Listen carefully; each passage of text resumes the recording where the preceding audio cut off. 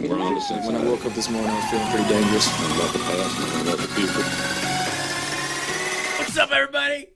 Wojo, Walter, Brojo, whatever you call me. And this week, we're doing a couple of extra podcasts because it's the draft. And so, you know my normal co-host. He's not here today. He'll be back tomorrow. Here is Ricky. Yeah, Richard Sinnig. Yeah, I just have one name, Ricky. Don't have the great introduction like you do, but, next man you up. have two names. You have Next last man name. up, Mm-hmm. as John Elway likes to say. Gotcha. So we're going to talk about the AFC West, NFC West. The defensive backs in this year's draft. So, yeah. Should be fun. Should be fun. And since we were already kind of chatting about it a little bit, let's just go right in to some of the defensive backs in this draft. You want to start with safeties or you want to start with corners? Let's go with what do you prefer? I think corners because I think a lot of people already know a lot of the top names, and then some of the back end guys. I think we might have different guys we like. Sure. I mean, we can start with the corners. Let's go right after the top two that everybody keeps talking about. I mean, there's debate about who should be the top two. Greedy and Byron, right? Yep. I like Greedy. The problem, everybody has the problem with Greedy about the tackling thing. Right before we started recording this, Tyrann Mathieu posted something about it. Tyrann Mathieu, LSU guy. Yep. He's like, "Yo, I hope that Kansas City gets to draft him, not because he wants him to make as much money as possible, but he's also like, but dude, I just want you to come to KC, and then we'll post a video doing tackling drills, just so everybody knows you can freaking do it." Yep. I mean, it's hard when you have a defense out there that has guys like Devin White cleaning up everything. I mean, how often is it really? They talk about he doesn't want to tackle or an unwillingness to tackle. I'm like, man, there's just not that many opportunities. It's a great defense with a lot of studs out there. And you know what? Out of all the corners, so everybody's talking about DK Metcalf, right? Big damn wide receiver. The one guy who slowed him down, Greedy Williams. I wouldn't even say slowed him down. I think he just took him out almost completely. So, I mean, don't worry about his physicality there. And but that show, and you see it in his testing. He runs the 4.3s, 4.37, I think. You see it in he's got the size, length, speed. I love Byron Murphy, but there's just so much with Greedy that you go. I mean, unless you are worried about the head, and I get people worrying a little bit about the tackling, and maybe he doesn't fit in every scheme. But if you're running a press man scheme, and almost every team runs a press man scheme now, he's the number one guy. Yep. I don't see how you can not pick him as the number one guy. I understand Byron Murphy Byron Murphy's great too, and we're going to talk about him too.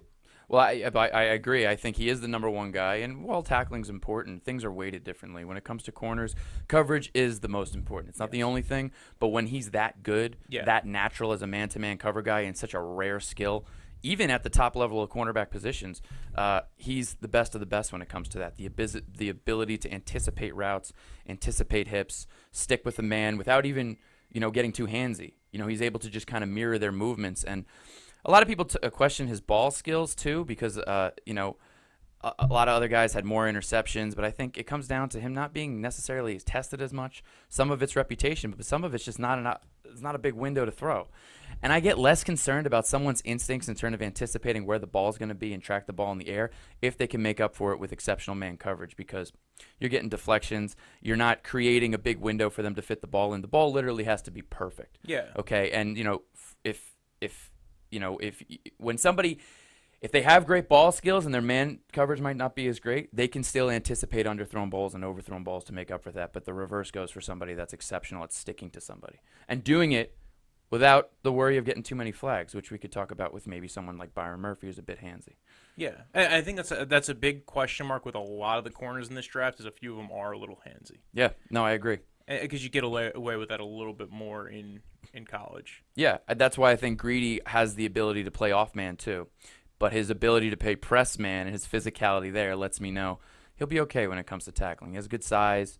Well, and then the issue with the tackling thing is a lot of people now have been saying that he was a little reluctant in tackling because he knew he's coming out getting a contract. Yeah. If you know you're going to be a first-round corner, I might be a little remiss to go ahead and put my nose in the dirt and end up risking cracking my neck on tackling a running back in the backfield. Depending on how you still want to be competitive, but you're still sitting there going listen, I'm not getting paid to do this. And I think a lot of people, it's starting to come into their heads with that, a lot of the players in the draft. And we've seen it with people sitting out of bowl games, and so I understand it, especially from a cornerback position. You make your money, and this is a very stereotypical thing to say, but you make your money off of how well you can cover. If you're a liability in coverage, they don't want you, no matter how good of a tackler you are for the most part. It's just being honest, or they'll kick you inside. And of the top guys in this draft, Greedy's the one who showed he's got the athleticism, he's got the skills, he's the best. I wish Byron Murphy tested better because I could probably move a little bit more on that. You know what? Maybe he can play more in man, and he has played in man, press man, but not as much. They had him a lot more in zone. Yes, I mean I think he has great change of direction, so there's some potential there. But his long speed does concern me to some extent, and if you're going to get explosive receivers going up against him that might beat him off the line, if they're able to get past that, because I know he's very good at the line, I worry about his closing speed. I worry about how he'll be able to catch up. They might separate from him. You know, he can definitely do well with the shorter routes and great instincts, decent burst. You know who he reminds me of last year? Josh Jackson.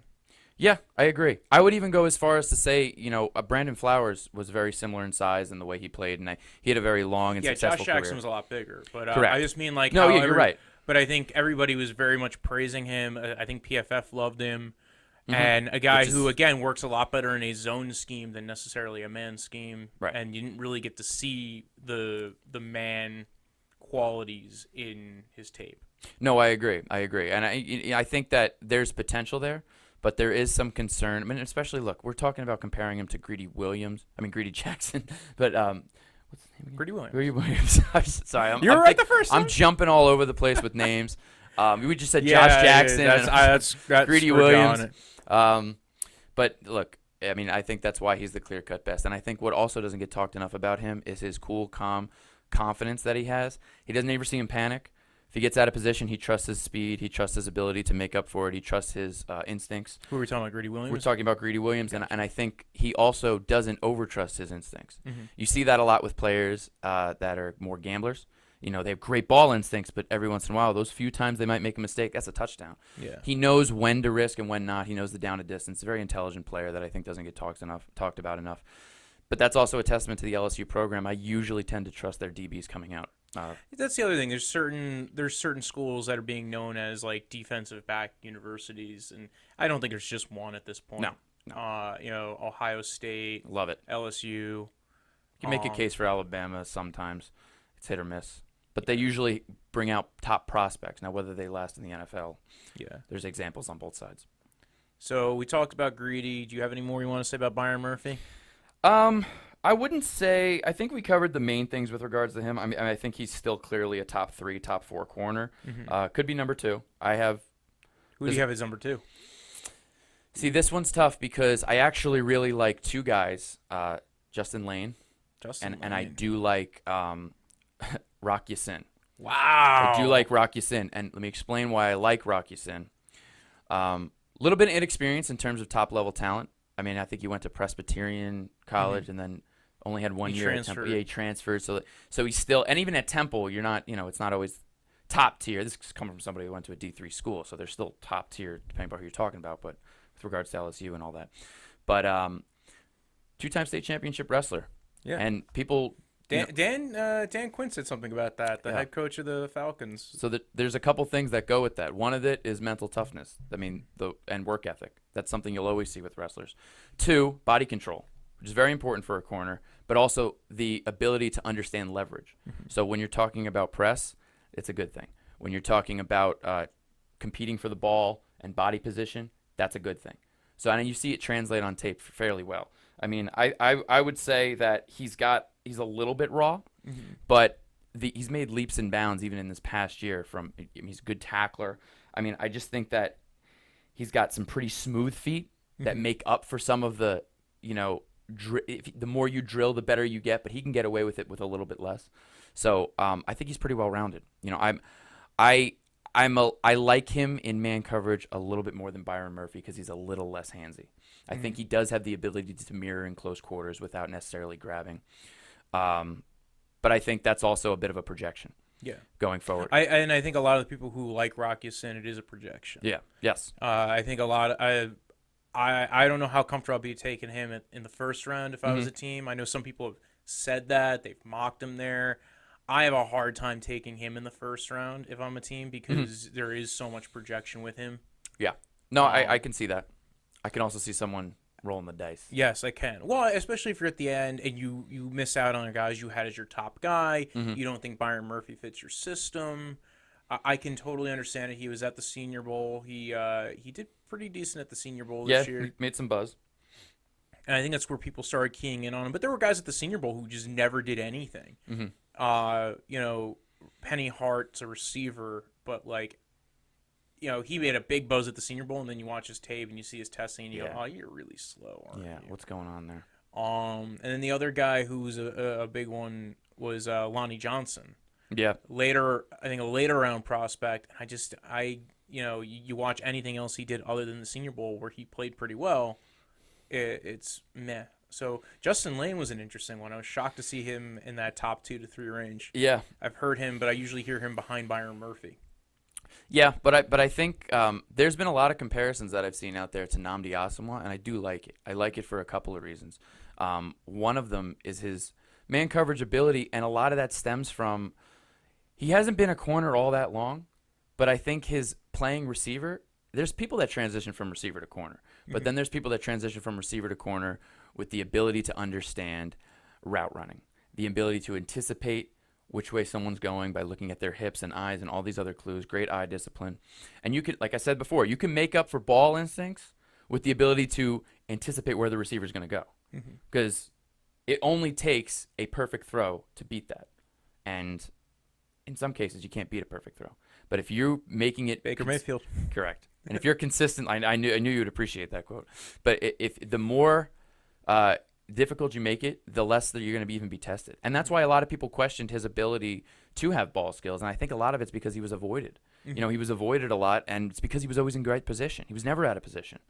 So I think that goes a long way. Not everybody translates. When he was tested, he great pass breakups, and a lot of that, he has great hand timing. And I think a lot of people overlook these little new, granular details when it comes to that. Because if you don't have great hand timing, you're getting a flag or you're missing. It's great to be in position, but if you're not making that play on the ball last minute, getting your head around, that can be a problem too. I've seen plenty of times where guys are in position and they get there too soon, or they attack the wrong arm. They don't play through the hands. They get a little grabby on the wrist. So I think that's something he's shown. And I really do like him a lot better. I think he's got better ball skills than even Nnamdi did. Because I think Nnamdi, we saw him get a little exposed in different schemes when he moved to the Eagles back then. I mean, I know this might be before your expertise really kicked in the football sphere. Brojo got his PhD in the accelerated program. But yeah, before that, he was lights out man coverage corner, and I think Justin Lane actually resembles him a lot. Nice. So, what team do you think you'd be best to fit? If you're a team, I know the Chargers are picking at the back end of the first. Would you be comfortable with a team taking them in the first? Or you think you'd have to maybe be in the second round, maybe a team at the top there? If you're the Colts, taking because the Colts need corner. The Colts need everything on that defense, even though they've been their defensive coordinator has been pretty good for them, Eberflus. It just seems like they just seem to be lacking in real talent, and it's kind of their coordinator's just so good. It's like Marinelli in Dallas, kind of overachieving for being in Dallas. Yeah. No, that's true. Look, to be honest, I think the Chargers would be a better fit for someone like Rock Ya-Sin if he's available, if they go for somebody like that. Yeah, because especially they run that that cover 3 system with the Seahawks. Yep. And like I said, I think he can play multiple systems, but I could see them going for him, but I don't know. I don't know exactly what would be the best team to fit that needs. I just know that in terms of how he compares with the other corners, he's a sleeper. He can go from round 1 to round 4, to be perfectly honest. I've seen people have him ranked in that 1 to 2 range. People are kind of... And you said you were surprised yourself. I was shocked to hear him. Well, I was shocked to hear him so high compared to Byron Murphy. And then who's your number 5? Is your number 5 Deandre Baker? I like Baker. No touchdowns let up in 2018. But he's really well-rounded. I have to say, I do like him, but I don't know. I think I think I would probably fit him in there at number 5. I think it depends. I think it depends on when you start ranking corners. Yeah. At what point do you throw someone like a slot corner in there? Yes. Because there's other guys in there that I really like that have not got a lot of attention. One of them is David Long from Michigan. Yeah, so we were talking about him earlier. PFF loves him. He's a great man corner. Great man. Didn't play a lot in zone. Phenomenal quickness. Yeah. Phenomenal agility. I think he tested super well. I think he was one of the top performers in both the 3-cone and the short shuttle, which is really important with regards to, quick hips, short spaces. If anyone, they get a two-way go on those slot receivers or whatever it is. He played a lot. Tackles for loss, willing to stick his nose in there, aggressive. Kind of reminds me of Chris Harris in some ways. So I would say he played that position. I know he played a much similar position to what Jabril played when he was there, but I feel like he played it even more effectively. I like it. I like that pick because I might slide him at number 5, and that's not. I'm a George. I like. But George do you think he could play on the outside? I don't know if I'm against him playing on the outside. It depends on what you're trying to match up with. I'm not against him playing on the outside. I have some concern with his. I think some bigger receivers might give him problems. He's definitely physical, but the long length they have on him. But we saw that with But we've seen smaller corners match up. Brent Grimes, I think, was a good example. Well. Oh my God! Because he Brent can jump Grimes, through the roof. Yeah. I don't know. Do you remember how well David Long tested in the vert? Don't. Yeah, I mean, it might not be as important. I'm sure he was okay, but there's a little bit of concern with Long speed compared to the top tier. Gotcha. I think he'd be good if they needed him in a pinch, but I think you're not maximizing his skill set if you don't use him somewhere in that slot position. He could even be as effective at safety by Tyrann Mathieu we were talking about before. Not that different. Yeah. He's not a big guy, but he likes to stick his nose in there. He likes to smack people. He likes to get in. There's what's his name? LaMarcus Joyner. Yes. Guys like this. Guys like this that he reminds me a bit of. He's got a little bit of each. Yeah, as far as the Joyner role, at least Joyner, I think, has a versatility at free safety that I don't think Long would end up having. I think he'd be more closer to the line of scrimmage. Correct. Kind of like a Buda Baker. Mm-hmm. Yeah, that's another one that yep. I could see a team like the Patriots, especially with the 2 second-round picks and the multiple thirds. Mm-hmm. I could see them sometime on day 2 grabbing that guy because they like that coverage unit. They like building upon it. Another team that might be beneficial with trying to take a guy like that is Kansas City. Another team that has 2 second-round picks. Their defense has been Swiss cheese. Like they just been trash a bit. Like Kendall Fuller's Eric okay. Berry, it's like especially without Eric Berry. I mean, Eric Berry was like the one guy who could shut down Gronk in the safety role. Yeah. So, again, I don't know how effective someone like this would be against somebody. I mean, I know Gronk's not playing, but someone like that. Yeah. We'll see how this Hawkinson kid turns out, or I could see is like now you have the pass catching running backs. Mm-hmm. And you say you were running, say you're going up against the Saints with Alvin Kamara, and you saw with how the Browns played the Saints last year, is they had Jabril keying in on Kamara and shut Kamara down. Smart. So having a guy who is that versatile and quick and a good tackler at defensive back, I've heard questions with his tackling as far as being and I just don't know if he wasn't as tested as much. Yeah, he's a physical kid. I think the concern is because he's a little bit more slender than other guys that when you get to the NFL, it might be he doesn't know if it translates as well. He's a bit of a less of a wrap tackler, more of a stop and pop. Gotcha. But and a little bit of a leg diver when it comes to those bigger guys, but he gets them to the ground. He's got a lot of tackles for loss too. So I think that he's good at blitzing off the edge. Versatile. I think that's what we're seeing defenses needing to be more and more of at almost all positions because of the versatility of the offense, like you mentioned. People like Christian McCaffrey and Alvin Kamara, You need a guy who can cover him out of the backfield and also be efficient in tackling. Yes, in space. Yeah. And I think he's fairly good at tackling in space, too. Gotcha. I think that's important. When he gets someone and it's just one-on-one with the running back, he tends to do pretty well. There's other guys that might struggle with that in this class, but I think that he is less to worry about. But he's also a question mark. Like I said, I'm not sure if I have him at 5 or 10.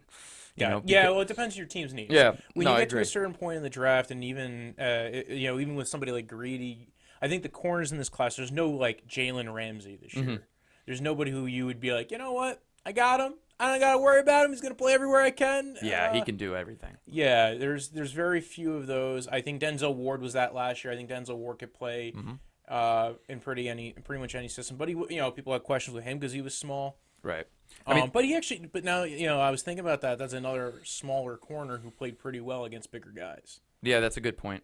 But I think there's also the reason why I'm hesitant to put him at 5 sometimes is because of a guy like Baker. Yeah. And Baker is such a good, and I know you love that name, but we're focusing on the last name Baker, so we're not thinking about Mayfield right now. So just calm down. I saw you get the little twinkle in your eye.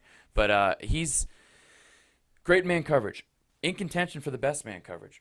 Maybe could rival Greedy in terms of his man coverage. However, that's limited to press man. I think that his off man can be a little exposed. I don't know necessarily. I think he's a little bit susceptible to the double move when he's playing off or when he's in zone. I think he gets a little jumpy. You don't really see that with someone like Greedy. You see that a little bit more with Baker. Again, no touchdowns in 2018, so it's working. But so he still seems specific, maybe a little bit more versatile than, say, Byron Murphy. For sure. But I think there's questions with his testing, but I noticed this. Everybody from Georgia did not test well. It's like it's kind of like a weird thing. Like maybe because they went so far. Yeah, it could be. It's very strange. A little bit of wear and tear. You mean? Yeah. Who knows? But maybe there's certain types of guys that they look for, and I don't know. Maybe they don't weigh that much on athleticism that they used to. I think they've had studs come out in the past that were never great, that weren't always the best testers, but they still were productive players. It kind of reminds me of the Alabama thing, where Alabama's kind of like... Well, they have a grueling program, and you see that a lot with their guys. Yeah. And they end up coming out and they don't test as well as people expected. This year's linebacker, Mack Wilson, ran 4. Now, granted, Mack Wilson has the issue that he's going... he came in the same year as Devin White and Devin Bush. Yeah, the Devons. Yeah. Who are apparently running faster than any other linebacker could possibly run. So no, it's phenomenal. It's super exciting if you're somebody that needs a linebacker, which my team But does. only if you're in the top 15, pretty much. Because those guys are going to be gone if you're... And then outside of that... Like, if you're the Steelers, you're kind of like, well... I guess I'm going to go with this, or I'm going to go a different position. Because it's not a very stacked linebacker exactly class. how I picture Mike Tomlin talking when the cameras aren't on. Just a little, like a nice little, California white woman. Yeah, a little upspeak at the end, too. Yeah. Like, we're just going to go with this. Yeah, I like that. So, yeah, and again, Baker, I have Baker a lot. I like him a lot. I think if you're taking him in the top 50 picks, again, I think almost anytime you do the defensive back position, it's a position where you have to know how your guy's going to line up and what position, like your scheme and how they work in there. Yeah, no, I agree. I think another guy that's worth mentioning, but and the reason is because we brought up both strengths and weaknesses that apply to him in a kind of a perfect combination. Clemson, Trayvon. Yes, Trayvon Mullen. He very good quick hips, but it's weird because he's still slow out of the break. So when he's breaking on balls might be a problem with the more explosive receivers that have that great first step. You're talking, the Antonio Browns, great first step. Coming out of the break, it's fluid, it's smooth. Julio Jones is also very similar with that, despite the fact that he's got that long speed as well. Yeah. So, you start thinking of, like, where he goes, that might depend who he's playing against, the strength of the receivers in that division. But we're starting to see stars all over the place. But he also didn't allow a touchdown in college. So it's to be noted. It's to be noted when they do that, but they have a lot of studs on their defense as well. That defensive line might have something to do with it. So I don't know when you only have to cover for 3 seconds. Yeah. You're not gonna have to worry too much when you have all right. I just have to cover for as long as Christian Wilkins, Dexter Lawrence, and Cleveland Farrell, and all the other studs up there are just gonna go ahead and bulldoze through somebody else's offensive line. Correct. No, that's why I don't have him in the top 5. Yeah. And some people do. It might be. I mean, look, still a tremendous player in a lot of aspects. Not knocking him, just in comparison. Open field tackling also, a little concerned about that. I think he's not a bad tackler if he has to come up, but if he's out in the open field, if there's a big breakaway, maybe he could be exposed. I've seen it a couple times on film, and some of that has to do with his inability to change direction. He has fluid hips, but in terms of stopping and coming downhill, it's a little different. You would think that they go hand in hand, but they don't. Doesn't have a good first step out of the burst. Gotcha. Comparatively. So he has a great first step compared to you and me. But compared to Greedy, it's when you're being compared to, you're talking about the top athletes in of course in football. But I like to throw that disclaimer because there's always those guys that Yeah, he's way faster than you, isn't he? He's way I would quicker hope so. than you. Yeah, he's getting paid millions of dollars to do this. Correct. Hopefully. Correct. Yes. Yeah. I got a couple of guys. I don't know if you took a look at them or not. Sean Bunting and Amani Oruwariye, the Penn State guy. How did you feel about those guys? Sean Bunting, I think, is a very solid player. He's very interesting. Yeah. But I liked him a lot. I thought, as far as, he's good. Another one of those guys who's, if you put him in a press man scheme, knows how to use the corner. He knows how to use the boundary really well. I was gonna say, it's funny you said boundary because that's the exact word that I was thinking when talking about the Penn State guy. Yeah. Because I do worry about him a little bit in being in open space, just a little bit. I mean, I think he sort of reminds me a bit of like what Morris Claiborne ended up being. And what I mean by that is not.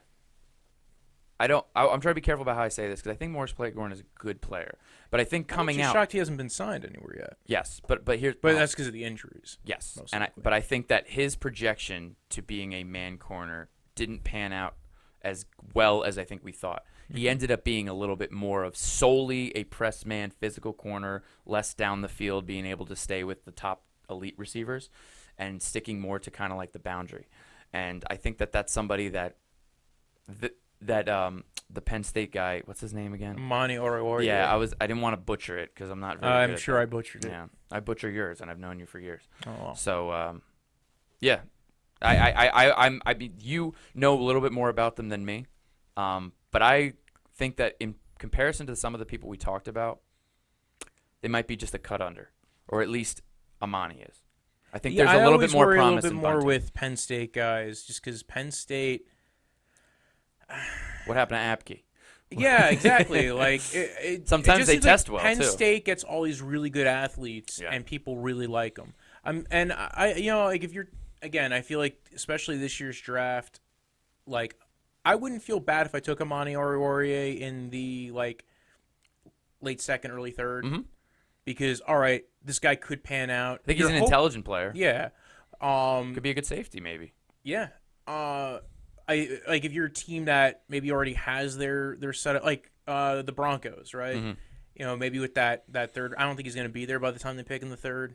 But maybe if they want to trade up a little bit, I could see him being that kind of a player. There's a lot of guys. They all kind of fit in that same phylum of player. There's like 2 or 3 guys I feel really comfortable where they're going to land, how they're going to play. Byron Murphy, Greedy Williams, Deandre Baker. I feel like if they went to the right scheme right away, they are players. Then the rest, I feel like, are projections and kind of more, except for like projects the guys who are, sometimes. More projects, except for maybe like David Long, who's, but you said like small slot corner, probably more or less. Or kind of reminds me a little bit of maybe could end up being like a Malcolm Butler kind of player. Yes. Yeah, I think that's actually the comparison some people had with him. Which is fair. Yeah. But that's what I'm saying. Malcolm Butler is able to play on the outside as well. Yeah, that's why why I'm not too worried with him, because it's not like he's not diminutively Chris small. Harris could too. Yeah. And that's why when I compared him to it was a compliment to him. I think I know Harris is your boy. Of course. No bias here. I know you love him. But that's why I didn't want to compare him to Harris, only because Harris, I feel like, is the top-end prospect version of what he can be. Yeah. I like Butler, but I don't think Butler's in the same hemisphere as far as where Harris is. He's close, but he's probably like the next tier down of player. Yeah. Were there any other corners you wanted to talk about, or do you want to jump right to safety? One other corner I would talk about is Sheffield from Ohio State. I'm an Ohio State corner guy. What can I say? I like them. They're always productive. They're always fantastic athletes. Good size, good speed, decent strength. He's got it all. He's just kind of raw. And I think you see that inconsistency with some of his instincts. I feel like he doesn't know. You see they're there because they show up. Like, how did he know that? How did he read that? He read the receiver's route, and he was able to anticipate where the quarterback was throwing the ball. He gets a good feel for it, but sometimes he hesitates. You see him see it, doesn't always press the gas, and I think that becomes, just getting a little bit more technically sound, just getting a little bit more eye discipline. Trusting his eyes. Yes. Yes, and I think that's something that'll come, and like I said, you can teach certain things, but there's certain physical traits that we can't deny that give you the ability to adapt to something much quicker and pick up movements quicker. And I think he has all the tools to be able to do that. And I don't see any knocks on his work ethic. I don't see any knocks on him not being coachable. So I think he's one of those guys that could be the top corner, from a physical standpoint. Yeah. But maybe he could be, someone like that Antonio Cromartie, or his cousin DRC. They were always guys that said, these guys are super athletic. And they have, some tape that's up there with the best, but it's not consistent. And, I think we saw how their careers played out. For a span, they were both really good, and they disappeared, and they came back. And, he's somebody that could be the best, or he could be a flash in the pan. But I think that skill set shouldn't go overlooked. So I think it's worth mentioning.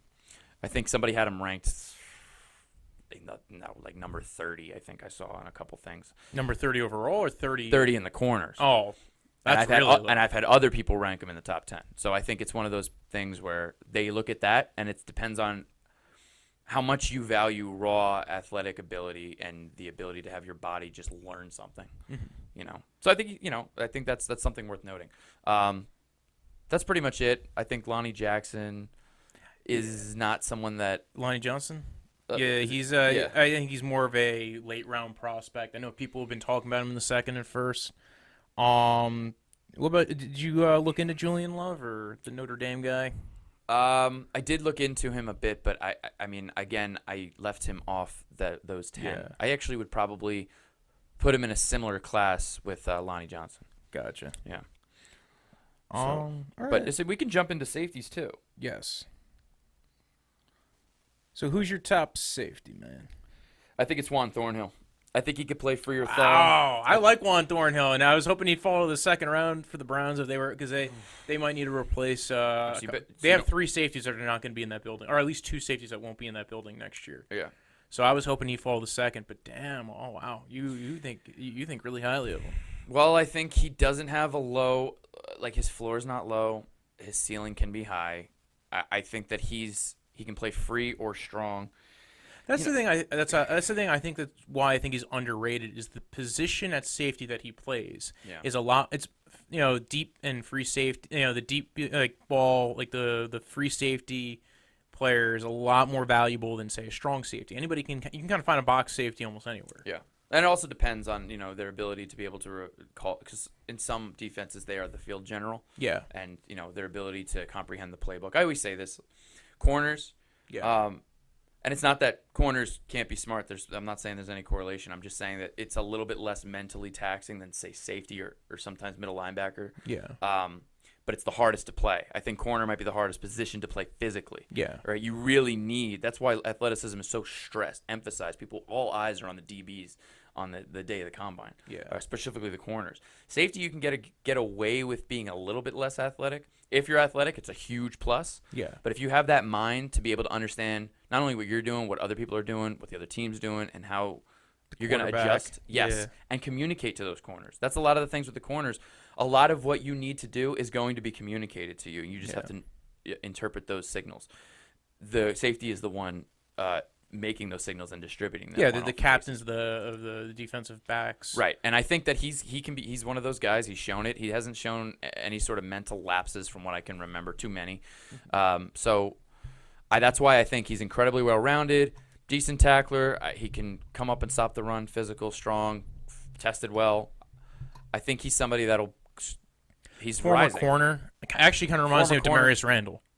Yes, and he's a former corner that, it was one of those played things, a lot better when he went to free safety. Yes, but here's the thing. It's one of those things that I think he transitioned from corner, not necessarily because he was an inept corner, but because he was a big physical, big and 6'2", 205, but in terms of like good safety size, good length, and smart. That's what you want someone who was a former corner turned safety. You don't always want the one who just wasn't athletic enough to play corner that they move. and is an effective. No, and he's safety. clearly athletic enough. That's the thing. That's the thing. It's like, yes, he had the and he ability improved. to be He improved from the first year playing corner, and then when he switched over, even when he was playing corner, he improved at corner. Yeah. And then he switched to safety. And again, that I'm actually kind of appreciative that you have him as the top of your safety because I like him a lot. Browns don't have a first-round pick. They might need to stock up more on the defensive backs. And a versatile guy, very useful. Yeah, and I think you probably don't want other people to have him ranked super high though. So yeah, exactly. You don't want other teams. Forget everything I just said. Yeah, let's just keep that. Well, you're another team that's trying to, because everybody right now doing their draft boards went, hold on, wait a second. Richard Sinnig is releasing his. Yeah, I'm sure that Jono is really listening in on what I have to say. Yes, they probably wouldn't be too hard up against probably grabbing a guy. Yeah, no, like that, of course. However, I don't. They always seem to draft a corner. I don't think he's that dissimilar from Simmons. Yeah, that they have. So I think it's kind of like that. It's but a little bit better tackler, and I think Simmons has a high ceiling. I'm not. Yeah. I actually hold Simmons in pretty hard regard. Justin Simmons, a safety for the Broncos, but. No, this guy, great ball skills, and I think it's more important ball skills for a safety than it is for a corner. Because I think if you have man skills and don't necessarily have ball skills, they can overcome it. If you're a safety, he has man skills. They're decent. Yeah. And he could be a playmaker. He could see the whole field. He's got good range. It's all the above. All the above. I don't know for sure that he's number one, but I think he's definitely in contention. I might put him there. Yeah, I don't again, there's no part of the analysis that and if and again with safety, a lot of it comes down to scheme specific. Where are you playing two or single high? Do you blitz a lot? Are you using your safety in some kind of man coverage situation a lot more than other times? It depends on what you're doing exactly. Yeah, I agree. Who's your second? Second's probably a little bit of a toss-up. It's funny because there's guys that they have at the top all the time, and I do like them. I do think they're good, but I almost think these guys get overlooked, and that's maybe why I'm kind of fighting for them. I don't know why, but in terms of Chauncy Gardner-Johnson, in Florida, also former corner. I have a bias towards safeties who were corners. Yeah, because I think it's important to not forget that skill set. I think, and they know it. They know what the other players who they are now, playing along with. Yes. They know what their job is as well. For sure. And look, injuries happen. Next man up. You want somebody that's going to be able to be a little versatile, can go to cover a slot, could cover a tight end, have the speed to cover a tight end, and they might be able to overpower certain slots and beat him at the line. Whatever it might be. So that's important to me, and I think that. He's a thick kid, you know what I mean? I think he's running 210. He's pretty solid. I think he's got he could play pretty much all over the defense. Can play single high, can play in the box, he's match an up effective run defender, and he's got a lot of tackles for loss. Yeah. I think he had somewhere around 9 or 10 within the backfield. He's not always down at the line. He's coming down from a safety position that it's not something like where David Long's always blitzing off the edge. It's a little bit more impressive. He's able to read the run that quick and come up and make a fit where he needs to be. So that's him. And the other person that I like to put there, and I have, is Nasir Adderly. And I know you like him too. Yeah. Word on the street is. And he's very coachable, learns quickly from what I understand. For the Senior Bowl, that's what the buzz around the Senior Bowl was. He got a lot of buzz. Can play all over, but I would say predominantly free. Yeah. Because his tackling is gradually improved. Yeah. And I think his ability to cover, I think it's harder to learn to cover than it is to get the right tackling. He has the size to tackle. It's just a matter of getting the mechanics a little bit more fundamentally sound. I think it's a little bit easier than, his skill set's already there as far as coverage. Yeah. So out of those three guys, it goes Thornhill, Chauncy, and then Nasir? Or is it it's not a particular order? Is that the exact order? If you put a gun to my head, I would say that. All right. I think I probably have Chauncy switched with Juan Thornhill because I feel like Chauncy even has a little bit more versatility, kind of plays that nickel backer role a little bit more. I wouldn't argue with it. And again, I like Juan Thornhill a lot, and I think all three of these guys are probably in that top 50 range. So I like all three of them. Yeah, and again, I think your assessment as far as Gardner's good because I think he's better in terms of run defense. Yeah. I think he's a better sure tackler. And those top Thornhill. 2 guys, I think Thornhill kind of reminds me more of Byron Murphy, mm-hmm. whereas, God forbid I invoke this name, but like more Eric Berry with Chauncy Gardner-Johnson, where he could probably. I know Eric Berry took a while to acclimate to doing free safety work, but kind of in that mold. Yeah, no, I agree. In terms of the playmaking ability, I can definitely see it. But Eric Berry was special in terms of that category. I think. I just meant more in the versatility, deep, strong, kind of be even able to match up and could play really, corner, like we said. Yeah, has in certain situations, and probably a good player to match up with tight ends, but also good at stopping the run and getting tackles for loss. Mm-hmm. Yeah, I agree. As far as beyond that, what rounds out your top 5? Pull that up 1 second. So. Here's a name that a lot of people talk about, Jonathan Abrams from Mississippi State. I don't have him in my top 5 as far. I don't. I think again when it comes to safety, it comes down to what you want and need. And I think the problem with him is he is pretty much strictly a box safety. He's got a little Cam Chancellor to him, not quite as big. I could see him in the enforcer role. Well, but that's this what isn't people like have described him as. Yeah. The only thing is, like last year, I would say I was higher on Derwin James last year because he kind of had that enforcer role. Yeah, but he had. He was like a blitz backer. Like you could have played him at linebacker, safety. Yeah. And not only that, rushed him off the edge, and you basically had a third blitzer. And he actually at one point had more sacks last year than Bradley Chubb, or was on the same pace. Yeah, he's got more value in terms of being a game changer, no doubt. Talking about Derwin James, but I mean that in terms of him though, he's definitely a leader, right? He's an enforcer. I think. Darnell Savage is probably the next one up. I think for me. I think he tested well, and that's what shot him really high. But I don't know. I don't know that I would have. I guess you could make a case. I would probably put him at least tied for 5th with either one, with probably Abram, because I think that the intangibles are what put Abram where he needs to be. Yeah. I think he's the leader of men. I think he's an alpha dog. And I think that there's a little bit of Jamal Adams in him from that standpoint and his physicality. So if you use him in the right scheme, he can do leaps and bounds in terms of player development and getting everyone to buy in on the same page, as well as teaching them. I think he's very smart. I think he's limited in terms of open field tackling and man coverage.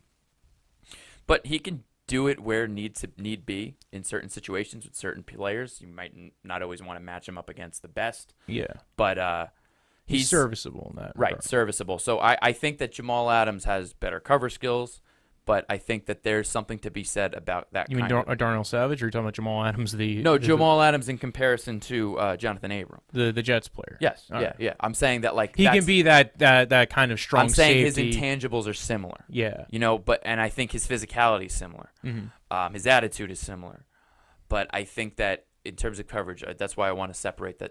I think Jamal Adams was a better complete player. Yeah, for sure. That's why he went where he did. Yeah. But there is something to be said about Abram in that aspect. And no, you can make a case for Savage. He's again probably pretty much plays the same position, but maybe more athletic, kind of more strong safety. But 4-3-6, I think. Yeah, but I don't think they played him as much as far as in that free safety role. No. But dude's fast. Mm-hmm. He's good in coverage. He wasn't so. And I think with his athleticism, you can play him man up with somebody, and it's not as much of an issue. And, again, I keep coming back to this. I think he can kind of be I'm not going to say, because I think Jonathan Abrams, because of his lack of being able to cover somebody, particularly in man coverage, as well as, say, somebody like Darnell Savage, I think that kind of affects it a little bit. Mm-hmm. The not having as much versatility as far as even if you're trying to match up against, he's not going to match up against any wide receiver. No, I don't think so. And I think Darnell Savage can be used in that. He can be a Buda Baker kind of player. Beyond that, I think it depends. Again, we were talking about players. I don't think I would take a guy like Jonathan Abrams before the 3rd round. Unless my team, unless I was like the Colts who need that kind of player, I think I'd be the best team that could probably grab him and be like, listen, especially if, the intangibles are everything. We don't get to interview him. I never got to interview the guy. Yeah, I don't get to do true. what all these teams do. That's, when you're playing it from our perspective, it's more like, it's kind of fun analysis, but we really don't Correct. know We're the not guy. Sitting in the rooms. No. This is all secondhand and obviously thirdhand. Probably. Yeah, because that's the issue a lot of people have with DeAndre Baker. We were talking about him earlier, the corner, and he's. I like DeAndre Baker. I think he's great, but there's been question marks about his personality, his work ethic, that he wasn't going to this training for the combine, and the training that right there that affects a lot of your stock as far as like they're not talking about receivers today, but N'Keal Harry. Yeah. He apparently boosted his 40 time by actually having a coach him through how to do that and repeatedly getting better at it. Oh, dude, Champ Bailey. He goes all the way back to Champ Bailey doing that. He was in the mid 4.3s. Worked with the speed coach, got a 4.28. Even when you're already at the top and you're still trying to get that extra edge, that's what teams like to see. Because while it's impressive to run a 4.28, it's the work that you put in already running a 4.35. That you cared that much that you said you wanted to get sub 4.3 to really boost your stock. So I think that's something to be said about someone like a N'Keal Harry. And ironically enough, we're talking about Champ Bailey of Georgia. I mean, you would think that maybe there'd be a little bit of a mentor passed down. I don't know as much about what was said about Baker in terms of his work ethic in the training. I'll let you speak to that, but that is something. He wasn't that I'm going sure to his. He wasn't training for the 40 that hard. Maybe he was skipping content practices with where he was, for it. Yeah. Couple of other guys who I kind of it's kind of weird. You kind of have to group them off almost, kind of like how because if I didn't get Darnell Savage, I'd probably be okay if I got Amani Hooker or if I got if I'm running a team or if I got Taylor Rapp, because Taylor Rapp's another guy who he was a guy some people even talk about in the first round. And then he tested badly. Yeah, I was gonna say, was he the 4.7? I think he was the one who ran a 4.7, and he's not gonna go. Well, I don't think he's gonna go in the first round now. But like you were saying before, Jonathan Abrams, another one of those guys who has that. It's a personality thing. A lot of guys have been saying again he's got that intangibles kind of role going to him. Correct. I don't know if I don't think I would take Taylor Rapp as high as people were saying, but I'm saying when it comes to maybe I like Jonathan Abrams, right? Maybe I like him a lot. As far as players go, I don't think the difference between him and Rapp and Amani Hooker are all that different. And so you're talking about value at this point. Yeah, that's the other thing is I think the value of a guy like Juan Thornhill, a guy like Chauncy Gardner-Johnson, a guy it like... makes sense that early. And Rapp has had that versatility of being a good slot corner, can play in zone and can play that... Can almost be like a nickel slot guy. I know he didn't test well, but he's done better at that position than some of the other safeties in this class. I agree. I mean, it's so again another guy who's kind of like a Buda Baker kind of deal. It may sound harsh, and I know that people have succeeded with worse 40s, but I just mean that there's something about certain skill positions that I kind of have a cap. I have a cap, because most receivers run faster than that, and the ones that run. What he ran are at least big physical specimens and precise route runners. Yeah. So they're going to get a jump on you because they know where they're going and you don't. Yeah. So you worry about that. You get beat, are you going to recover? Probably not. So I know it's a little harsh and it's not everything, and he's a tremendous football player. But sometimes it's just some rules that I live by, and like I said, it's all preference. It depends on what you. Well, and keep in mind, I'm not going to be using him as an outside corner. No. I'm going to probably be using him as a strong safety slot corner. So somebody, and there's guys. Jonathan Cyprien was actually pretty successful. He don't think he tested too well in terms of the 40. I know there's a lot of guys who is slot corner wise, what's it, the King, the guy from Desmond King. Desmond King from the LA Chargers. He did not test well at all either. What was his 40? I don't remember. I don't know if it was possibly 4.6. I can't. Yeah. But again, another guy who he plays really well at safety and slot corner, and that's like you're saying, you were saying he was earlier, corner, right? He was a corner in college. Straight corner, yeah. And now he plays kind of that slot corner safety role, which works really well for him. Yeah, and so I think with Taylor Rapp, I'm less worried with it than say if he was playing like Tease Tabor, who was playing corner in college, but also kind of showed he was another one who ran 4.7 as a corner, didn't show really the skills of being a good corner, being able to translate to another position. And now we haven't seen the Detroit Lions try him at that either. Right. He was a second rounder. So when you're taking flyers at corner in the second round, sometimes you have the positional depth. Yeah. Sometimes you can take the flyer in the second or third round, especially if you're picking up the late second, early third. It's not the best way to go about it still, but if you're in maybe a weak draft some years, that was a good draft though for corners. So that was kind of a rough one to miss on. Yeah, I think it's because with T's, I think he's actually faster than he tested. He doesn't, on film, he doesn't look like he runs a 4.75. He looks a little bit better than that. I'm not saying he's a burner, but with Rap, I just don't think that there was always the opportunity, like you said, because they used him in an intelligent way. Yeah. So there wasn't always the chance for that speed to get exposed. So I think that's why a lot of people were kind of surprised when it happened. But there was less of an example to you could defend Teez Tabor and be like, oh, he tested bad, but on film he's fine. Because there's been situations where he's been able to use speed and he was able to. And he was successful at corner. Correct. And being successful at corner, and you have a question mark about the speed.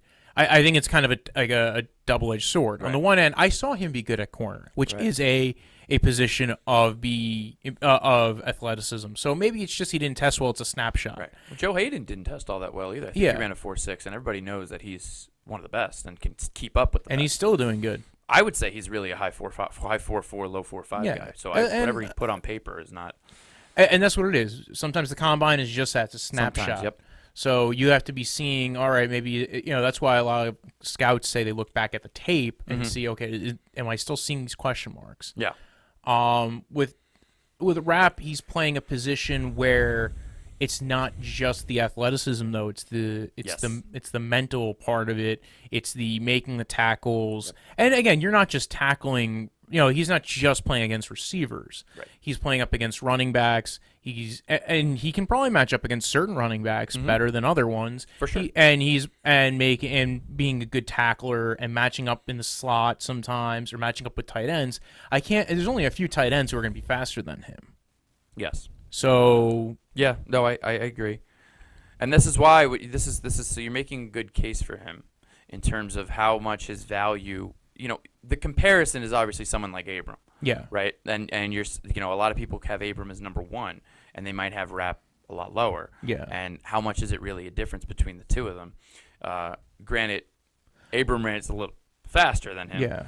But I can see what you're saying in terms of you might rank Abram higher or not, but in terms of value, there's not a huge gap between them. Yeah. And also Rap, I think, and I'm probably lower on both of those guys than the people who tout them. Yeah. I think Rap's got better hips. Yeah. Especially coverage-wise. So because he's also shown an ability to tackle in space. Yeah. The only thing is the question of his 40. Yeah. That's it. And he wasn't really asked to do a lot of long down-the-field man-to-man coverage. So it's hard to see how well that actually is going to be a problem. I mean, you would assume it would be. That's just the intuition with that. With Abram, we've seen an issue with open field tackling sometimes. I mean, he's a good run defender, but it's more run fits, reading it and coming down. It's the same thing with Deontay Thompson. Yes, I was waiting for one of us to bring him up because he was a guy who I think everybody was talking about first, second round at one point. Oh, yeah. And I was shocked that we got to this point because he's also, he's kind of reminding me of, he's had such a fall from grace. And part of it, I think, is everybody saw him at the end of the year last year and, playing in those bowl games and not playing as well. But I think he plays a position. Now, he's not as versatile as some of the other guys, which is why maybe I have him lower than the top three guys who play deep safety. Yep. But he's still, I don't know if it was just a brain recognition or, again, you're playing on an Alabama defense. But him and Mack Wilson had the same issues where people kind of keyed in on the fact that they were, they were having a couple of hiccups towards the end of the year. But the problem is Deontay Thompson, you only seen it for maybe a year and a half. And if you're seeing it at the end, it's what's going to keep it in your memory. It's not like a guy everybody's talking about, Jonah Williams. He had a bad game against Clemson, but hey, you got 3 years of tape of him. So correct. Yeah. No, I agree. I do think that he's a ball hawk and a good run defender in general.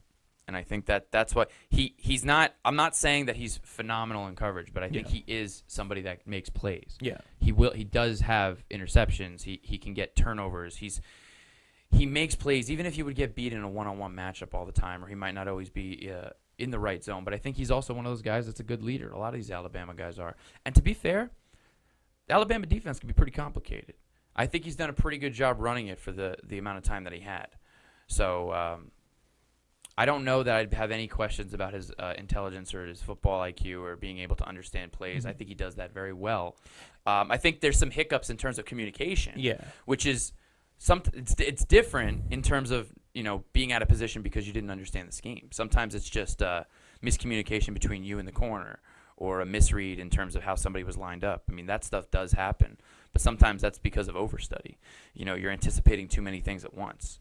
And a lot of times the safety will get the blame because everybody can see it. They're the last line of defense. I know from personal experience. So I wouldn't be too concerned about that. My concern with him is similar to my concerns with Abram. Didn't test well. I think I would put him – I might even put him a little bit above Abram, though. I actually would because for two reasons. One, I've seen him play in a lot – he's been in a lot bigger games. He's been in a lot he plays a more important position, I feel like. Mm-hmm.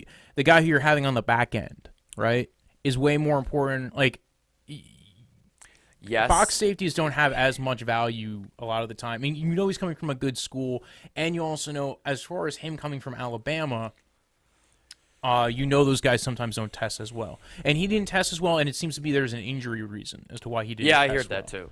So I'm not necessarily holding that against him. And maybe there was an injury reason going back to the bowl games and wanting to be with your team. And so maybe he was slowing down or having those hiccups or communication issues because of that.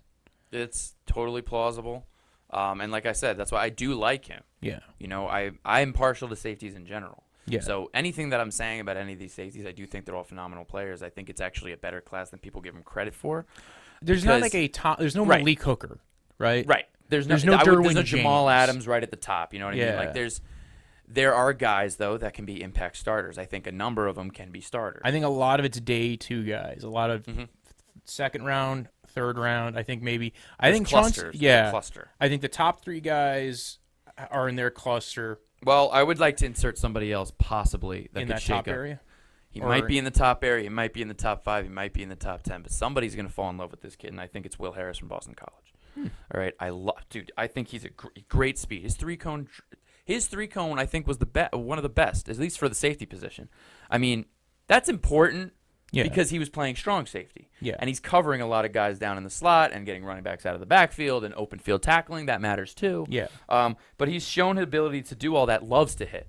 Not good tackler. Would like if he wrapped up a little bit more, but he loves. He's got a willingness to get in there and get dirty. He's a strong safety, but he has the athleticism to play free, and that's what I like. I don't like guys that are like you get the strong safety that's just limited to strong safety, and we just talked about a few of them. But I would prefer somebody that they're a strong safety because they're smart, because they love to hit, because they're leaders. Because a lot of the strong safeties are the Cam Chancellors of the world and whatnot. But they're also phenomenal cover guys. They just happen to be really good at strong safety. Yeah. But if you need them to, they can drop back, and you could have interchangeable safeties. That's another thing, too. You don't want to have people running all over the place. You could just simply rock and roll the safeties. Yeah. And he's somebody that can do that, and I think he's somebody that is probably somewhere in the top 2 on somebody's draft board as far as safeties go. I really do. I think he's, his tape is up and down, but he's, I like him. I like him. He's my, if we're talking about comparison to corner, he's my Sheffield, like the guy that could just be, surprising a lot of people, or he could just be a flash in the pan. We don't know. Good. I don't know if you've heard of him. No, that was a shocker. I was not expecting him, and I think you had mentioned Sheffield 2 seconds before we started recording. I had heard of Sheffield. I don't think anybody's dropped this guy's name before. Well, what I like to do is I like to find guys from Ohio State. It's really simple. Or Boston College, apparently. No, I like Boston College, too, because lately they've been getting some specimens in terms of their defensive backs. I mean, Justin Simmons. And their D-line. Yes, Harold Landry, Zach Allen. Zach Allen, who I think is kind of – it depends on where media-wise has gotten underrated by some, and then some people pushed up. So I think he's he's another guy who I think is kind of getting that. Oh, he's not Harold Landry. Well, no, but Harold Landry was good, man. Harold Landry was. I mean, if he was in this draft class and he was healthy, he would have been a first-round pick last year if he was healthy. If there were no injury concerns. Yeah, I don't think there's any debate. And I think people were shocked when he fell to the second day that night of the draft, and I think that's when all the stuff about injury concerns came out. Yeah. So, no, yeah. I mean. Well, I mean, there was questions with his injuries, but not like it wasn't. Oh my God, this is gonna make him drop kind of. Yeah, deal. it's It'd be banged up. How well? I mean, but it wasn't as much of a red flag. Yeah. Maybe it was orange. All right, so it seems like we went through the safeties and corners. Do you want to drink? Do you want to go to the bathroom? I'm okay. All right. I don't know if you. This is your show. No, I'm good. I got a bottle of water. If you want, I got a bottle. No, you have a gallon of water. Got it. Yes. You have it's also a strange gallon of water. It's not like, why not just have the jug? Why not just go to the gym with a tank top and walk around with a jug like all those other guys that walk around with Because the jug doesn't fit in the cup holder. That's heavy duty plastic too. Do you hate the world? Wow. Okay, I'm getting recycling shamed and plastic shamed by you. That's kind of funny. It happens. Hey, I try to recycle. I'm a product of my environment. No pun intended. All right. So we can just go right into the AFC and NFC West then. Good. Quick takeaway on the corners and safeties. If they have a hyphen in their name, you might want to give them a shot. Rock Ya-Sin and Gardner. I just wanted to throw that out there. That seems to be my big takeaways from the day. I do think Rock Ya-Sin's the one I think more people have the variance on. Mm-hmm. And he's a Temple guy. He's a Temple guy that played at Presbyterian before that, so it's the 1 year thing. There's a few, and again, not a school that's known for he was like a lot of times with that kind of situation when you want elite. Mm-hmm. I agree. When they're coming out of a place that maybe isn't like LSU or something like that, where it's like, oh, this is like a solid place. Yeah, you want them. Yeah, I understand. You want them to turn heads above and beyond. So if you don't know, Mr. Sinnig here is a Denver Broncos fan, so we'll start with the AFC West. And we will start with, I guess we'll go with the guest.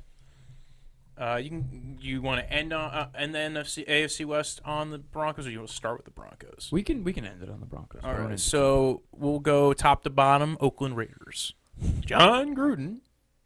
John Gruden's an interesting guy. He's an interesting cat. He takes out of the box thinking a little too far, though, sometimes. It's like, I'm trying to be 7 steps ahead, but it's like, dude, just be one. Just be one step I want to ahead. be 7 steps ahead, but 3 steps behind. Yeah, that's what it is. Sometimes creativity can bite you, but it might work. Whatever he's got going on, he might be that eccentric that he figures it out. Well, it's hiring Mike Mayock to be your GM. Now they have the whole NFL Network and ESPN working in the front office. Yeah, they're making money moves behind the scenes. That's what they're doing. Yep. They're trying to get TV time. No, I don't know. They're gonna stream right out of Oakland. Oh dude, imagine they get the are they eligible for Hard Knocks this year? They should be. Right? I mean, unless they did it, have they done it before? I don't remember. I don't think so. I could be wrong. Ooh, that would be a good one. Not in recent memory, no. So I would think that would be their first choice. Why would you not want Gruden to be on Hard Knocks? I could see Gruden not wanting to be on He Hard couldn't Knocks. be on it last year because he could opt to do it last year, but they can't. They can only force the ones that like suck or something, right? They can only force teams that haven't been to the playoffs in 2 years, or if they new head coach. Like they can't force ones with new head coaches. So now he's a second-year head coach. They can do it. I like it. Yeah. They got a lot of picks this year. They got a lot of picks in the top 35. They got the 4th pick. They've got thanks to a nice trade. That's been made. So 24 and 27. No, the 4th pick's their pick. Which still thanks to No, yeah, I'm not talking about thanks. I'm saying their general their draft volume haul, of picks. Yes. No, trust me, they sucked well enough to be able to earn that position in the draft. Yeah. They got 24, 27, and then they have the high 2nd round pick. That's a nice draft haul, and they spent a lot in free agency. They and they traded for Antonio Brown. They got Tyrell Williams. They signed Trent Brown. Who knows what's going on with Colton Miller? I like the Tyrell Williams signing. What I would just say real quick, He didn't spend like an exponential lot on him. No, So it's a good a lot of people were, a lot of people were worried, like especially because Devin Funchess I think got more. I know, but Devin Funchess was a 1-year deal, but I think he got more in that 1-year deal. Yeah, or almost as much. I think his is 13, but I think it's 10 base with Devin Funchess. You're the numbers guy. Tyrell Williams, I think his deal was about the same. Now his is multiple years, right? So but you know how you want to use him if you're I don't know about Gruden, but you should know what you want to use him. Going to play him at center. Yeah, just thinking outside the box. Tight end. Yeah, Flanker. That's too. That's predictable. Yeah, he's going to do something crazy. Anyway, but I mean like Antonio Brown. Did anyone else think it was weird that like it was all this hype about where's Antonio Brown going? Where's he going? He's going to the Jets. Going to there. Yeah. And then all of a sudden like. There was no breaking news moment to me. It just flew by. 3 days later, I check. I'm like, oh, Antonio Brown's a Raider. Like, it was weird because there was so much talk about it. Oh, I heard a lot about it, man. I heard a lot of talk about where he was going, and then all of a sudden it feels like it just kind of slipped me by. It did pop out of nowhere. Yeah, but I don't think they were even on the radar at first. They weren't one of the teams that he was first talking about. Well, originally it was going to be the Bills. He wasn't upset. That's probably why, because he was like, I don't want to go there. Yeah, so he torpedoed that deal, and then the Raiders popped in and said, we'll give you a third and a fifth, and we'll trade him. And that's what it ended up being. And interesting. I think I did a podcast talking about that deal, and I thought that was I applaud a player who's going to get paid again, and he made money on that deal. So, yep. And not for nothing, I also applaud the Steelers kind of not doing well because Browns fan. Yeah. So okay. And also don't like Roethlisberger. Well, I think we share that. Yeah. But back to Oakland. So they have these new receivers. Never left Oakland. Yeah, I know. We were talking about it. You left Oakland. Yeah. I was still here. You took a trip down Browns Lane to just get some shots in at the Steelers. What's the point? We're in the AFC West over here. All right. So they got the Antonio Brown. They also signed some linebackers. One of your boys, the Brandon Marshall. Yeah, I saw that coming. They were also meeting with Shane Ray. Did anything come of that? No, nothing came with that. They did get the other one though. The one was with Gunter over. Oh, Vontaze Perfect. So. I know there's a lot of talk about Devin White, and they could still probably because if they take Devin White at 4, I don't know. I think when you're drafting that high, and odds are they're going to get a shot at Quinnen Williams. Yeah. Makes sense. I like that. I don't know. I'd rather get Quinnen Williams or even Josh Allen, even though I'm a little more skeptical with Josh Allen and Brian. I like Josh Allen and Brian Burns. But there's some question marks with Josh Allen. Although the versatility with Josh Allen, I mean, you could do so much with that guy. I think you'll get a productive player. Yeah. At the end of the day, who knows whether it's blue chip, but you might get a productive player at the very least. Look, here's the thing. There's things that people think people are going to do and that they should do and what makes the most sense, and then there's things that John Gruden might do. And don't get me wrong, I like John Gruden. I think he's exciting. Gruden. Listen, there's a reason. Remember when I talked to you the other day about I saw their mock draft and somebody had them taking Drew Lock, and at first I was like, why? And then I thought, oh, John Gruden. They're just trying to be as unpredictable as he is. Yeah. They're trying to get into the mind of, listen, he could take Quinnen Williams. He could take Greedy. He could trade up and get Kyler. He could do anything. He could trade out of the first round altogether and just keep stockpiling picks and never use them, just so he can always have that, like, well, he got a lot of picks. This is like, it's a bad trade, but he got a lot of picks. It's just like, okay, well, what does he do with those picks? I think, honestly, there's quite a possibility if Quinnen Williams and Nick Bosa are not there at 4 and somebody wants to trade up to 4, they might trade out of 4 to get some second-round picks. Yeah, but look, they need to stock up in a lot of different spots, I'm sure.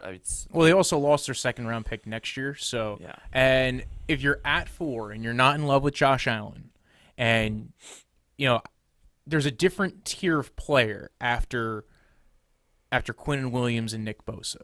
So if you're at 4 and you don't get those two guys, Kyler Murray's off the board, those two guys go, and you're not enamored with Josh Allen, if somebody offers you the pick haul to go down, I think you got to take it. Because, I like Devin White, but he doesn't, I don't see them getting Devin White.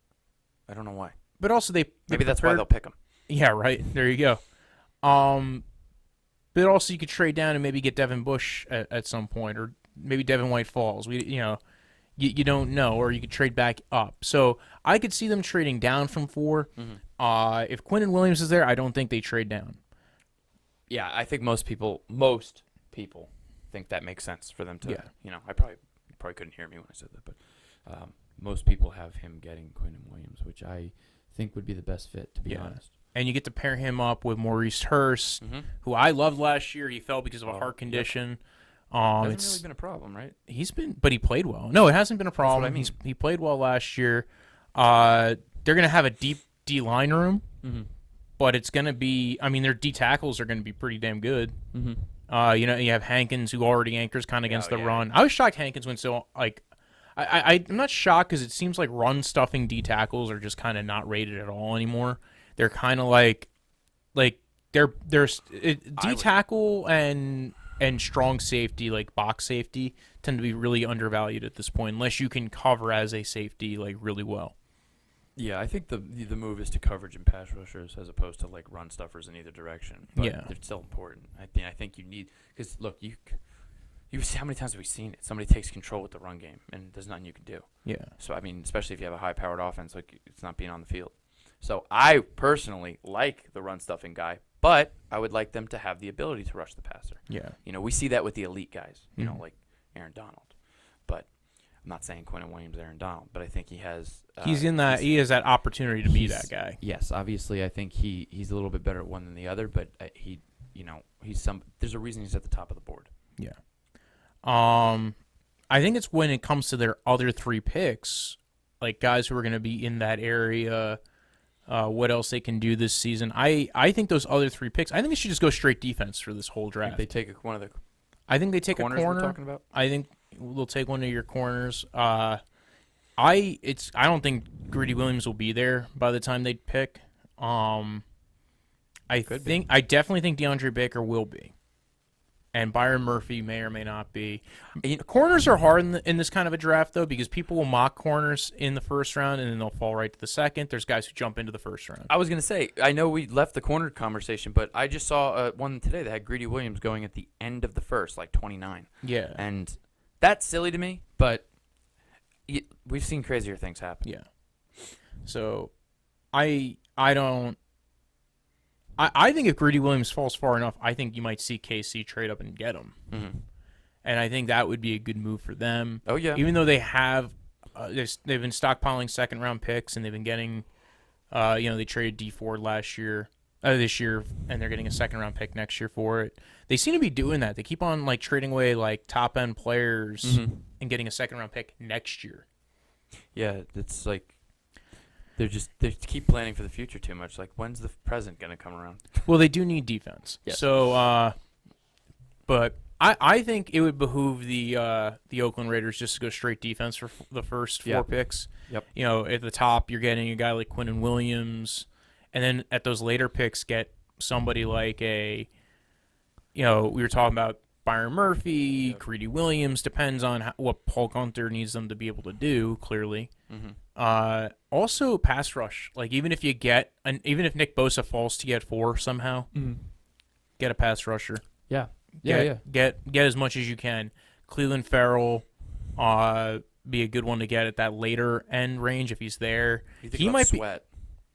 Montez Sweat. Yeah.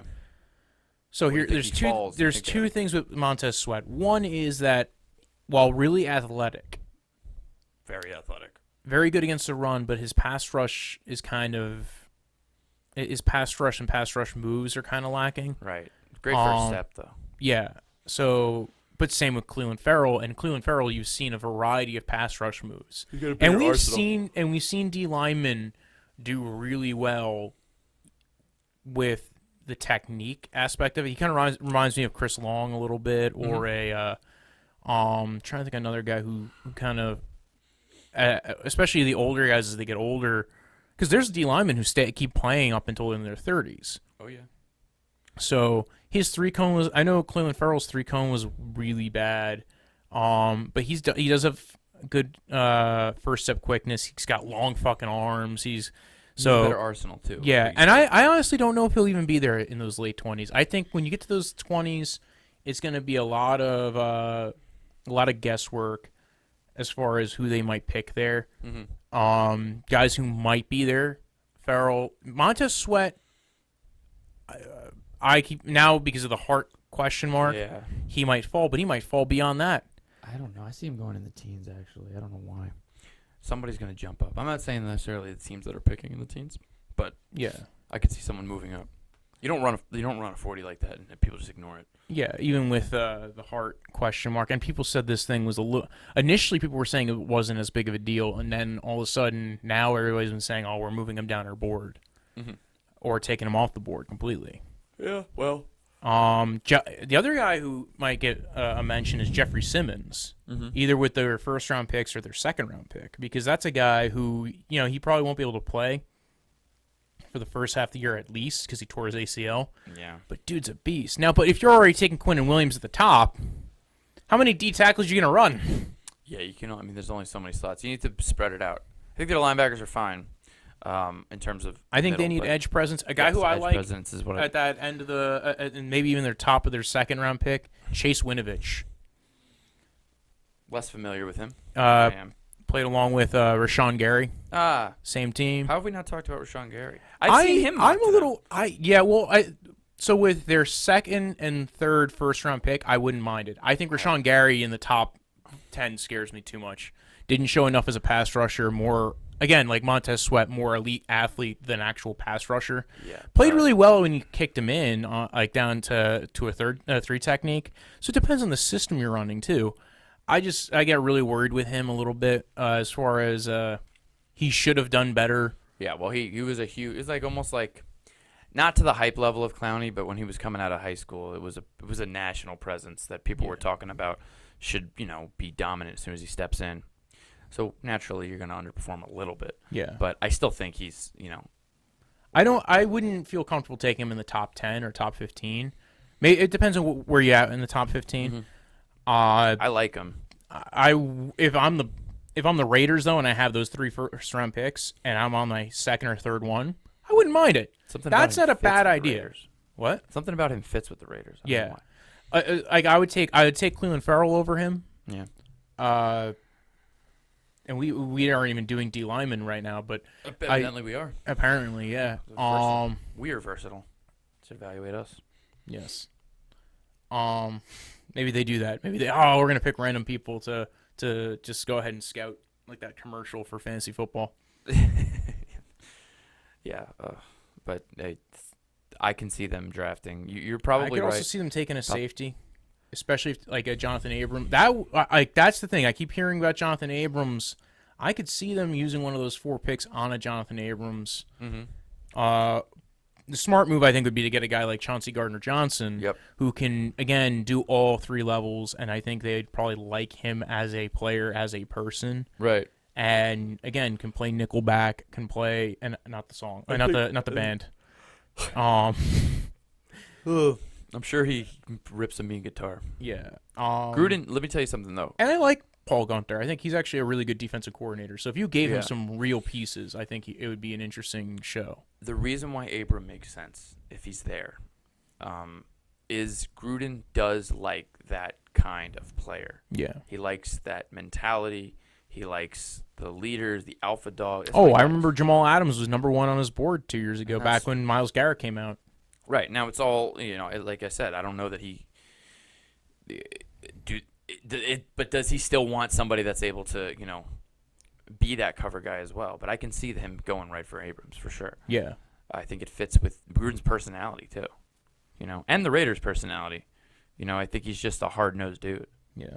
I know some people have mocked them, Josh Jacobs in the first round. I feel like this year's running back class is just kind of meh. They're going to take a running back. But I don't know when. Yeah. I don't think in the first. I don't think in the first. If they're going to take a running back, it'd either be later in the draft, which they're 4 picks in the top 35, but then they don't pick again until 104 or 107. So are you going to wait until that late, or maybe when they're trading down, which I think they're going to trade down. They're going to trade down at least once to get some kind of pick or player. Yes. I can see them trading back up too, in terms of like not Getting letting that whole gap go. They're not going to sit around. Yeah. Again, I think, and keep in mind, you could always trade for running back. Running back seems to be a position that if you don't have it, you could find it. Like a guy like Duke Johnson, people have talked about being on the trade block. Couple of guys who might be in free agency. There's still because again, usually running back, if they're not right away signed, then they're like the safeties right now. Trey Boston. Why is Trey Boston always like waiting till they never signed him before the draft? And it's the last 3 years has been going productive. on. That's the thing. He's really good. He's always waiting. Sue's not even signed anywhere yet, man. What is Denver doing? We'll get there, but that seems like a lot of people. Sense. A lot of teams spent their money already, man. They signed one person. They did two. Well, but they have other. Oh, they signed Flacco. But the Flacco trade hurt them, I think, a little bit on that. Get me started.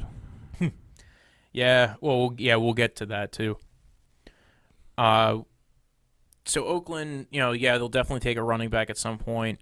I think one of those 3 first-round picks might be an O-lineman again. I think they might take a guard to replace Kelechi Osemele. Yeah. Well, because they traded him away. Yeah, they need to keep that line strong. I think a Dalton Reisner who, can play guard, can play right tackle. Do we know if Gruden likes anybody? His quarterback? Oh, Derek Carr. I feel like he doesn't. Well, that was why there's a lot of questions as if they might trade up to get Kyler Murray. That sounds so silly to me because I think they've done a lot of work on this player. quarterback class. I can't imagine they actually take a quarterback in this draft. I like Carr. They went with Locke. I would be like, are you kidding me? Well, Locke would be dangerous because Locke's ceiling is Derek Carr. Maybe a little bit more. Maybe I guess his true ceiling's Aaron Rodgers if you did what you have with Aaron Rodgers, but you're not sitting him behind Derek Carr for 3 years and letting him mentor behind Derek Carr. Yeah. You don't have that opportunity to really get him right. But I don't know. I don't see. I guess I could see them doing it. I just don't. That would make no sense. No. He does have the arm and I think he has the ability. We're not talking about the quarterbacks here, but no. I think he. We're talking about Oakland, who's tied to them. Which is weird that they've been tied to them, but I guess they don't believe in their franchise quarterback. But I think they're gonna. I don't think they're gonna take one this year. I think they're gonna stick with him one more year. And keep in mind, they still have 2 first-round picks next year. Yes. So they could always trade up next year. They might try to accumulate some picks for next year, this year in a trade down in this draft. There's some better quarter prospects around the corner, so they might be playing the long game when it comes to that. Stick with Derek Carr for now. If you don't believe in him, you can figure that out later. Yeah. So fix everything else. I would probably go as much defense as possible with those top 4 picks. Maybe a running back. O-line. I think I wouldn't go running back with those top 4 picks, man. I wouldn't. There's not even at pick 35. I don't think I'd take Josh Jacobs. I'd rather get a guy who's going to be. When you look at this draft, how deep it is. Jerry Tillery's going to be in this. You're correct about what you should do. I'm saying that I think they might. Yeah. With one of those 4 picks, unless they trade one of those 4 picks, trade back, and then that becomes somebody. Yeah, they get a 3rd rounder or something. Maybe get David Montgomery in the 3rd round. Be a nice fit. I would take Rodney Anderson in the 4th or 5th, man. You get that guy, at least you have an opportunity there where you can get a guy who can play all 3 downs. Correct. I know he's been injured a lot, but you have an opportunity to get a 3-down back, and you're only spending a 5th rounder or a 4th rounder on him. So yeah, that's not bad at all. I think we have Oakland fairly figured out, at least in terms of So Chargers or KC? What they should do. Chargers or KC? We go KC. KC. I think we talked about. Do they need to draft anyone? I don't think so. Pat Mahomes. They got to draft a quarterback, right? I think they're good. They're good. Right? They don't even draft. We'll just give away all our picks. Yeah, just hand them off to Denver. Yeah, that's fine. Give them to the team across town. There we go. Patrick Mahomes is. First of all, let's talk about the fact that a lot of Kyler Murray's stock, well deserved, but people love the fact they see that baseball connection, multiple sport athlete. They're like, we saw what Pat did. Well, there's a lot of comps to him and Pat Mahomes. He's a miniature Pat Mahomes, some people have called him. Yeah. And I think, between Pat Mahomes and Baker Mayfield, there's been a lot of roads kind of cleaned out for this guy. I think he's closer to Baker Mayfield than Pat Mahomes, to be honest. I think he's probably closer to Mike Vick than either two. He's a better athlete than Baker Mayfield. Yes, yeah, he's a better athlete than Baker Mayfield. He's not. I don't know if he's as accurate as Baker. Baker seemed to be really good with the ball placement. Knows exactly where to throw it. I don't think he's as on field. And Baker, we saw 3 years of tests. So that's the weird thing is we saw him get better. We saw the tests of him over and over again. With Kyler, we've seen 1 year. And that's not me saying I wouldn't take. I think Kyler, if you need a quarterback, I would take Kyler because I feel like Kyler's got the athleticism to overcome a lot of things. I mean, his ceiling could be someone like Russell Wilson or more. Yeah. He just got paid. Yeah. Oh, honestly, I think he's a slight Russell Wilson. And that's probably why Arizona's like, yeah, we got this clown. Let's get rid of him. Hey, don't. I know you love him. Yeah, but he looks like he should be. You guys should go into business together. You should start a firm. That's it. That's all he should do. Chosen. He's so smug. Okay, anyway. I don't get the guy's I don't know hate. him. We've never hung out. Did you guys No, to be honest, it has nothing. Did you go into business together somewhere? No, it has nothing to do with that. It has to do with the fact that I genuinely just thought the other players were better, and I did think some of his answers came off a little bit condescending towards other people that he was going against. He has a little bit of a, and I like it sometimes. There's like a line between like a quiet confidence and like a borderline arrogance. Some arrogance is good, but all you got to do is back that up. That's all you got to do. And he played well in college. I didn't think he played phenomenal in college, and I didn't think he was this can't-miss prospect that a lot of people were saying that he should be. Colin Cowherd early on was touting him, and I was like, maybe, let's give it some time. And look, I know we have differences on what you've heard about back like locker rooms and stuff like. Oh, the players like. I'm like, well, maybe. I don't know. Wait, we are doing the AFC West. Why didn't we start with? We should have started with Arizona then. If we were going to talk about Josh Rosen. No, we can get there too. I'm just saying that like because it was within the wheelhouse, we could have also said it, but we could still keep it. Yeah, we'll talk about that a bit more. Sorry for jumping around. Yeah. So KC. I think it's defense. They just got to do defense. Unless they're trying to replace Tyreek Hill at some point because of his question marks with beating his you mentioned his child and his baby mama. Yeah, what? Yeah, I don't know. Just so much. Some of this news though, like it's too exhausting to keep up with. Like sometimes you inform me on some of this stuff and I forget. Yeah. Like I forget what happened. I don't know all the details. And so it's almost like he had question marks years ago with that kind of stuff coming out, and that's why he fell that far. I know he had his issues, but I think. To be honest, I'm lazy, and sometimes it's mentally exhausting to be able to evaluate their character on top of everything else. Yeah. I honestly think if I'm them, I still stick my top because they have two second-round picks. I still stick with at least trying 2 of those 3 picks have to be defense. Corner. Get a corner. Corner, safety. Get as much as you can because they need as much as they can. Yeah. Or edge rusher. That's the other thing. I don't think Greedy will be there. No, I don't. That would be a perfect pick for them. It would.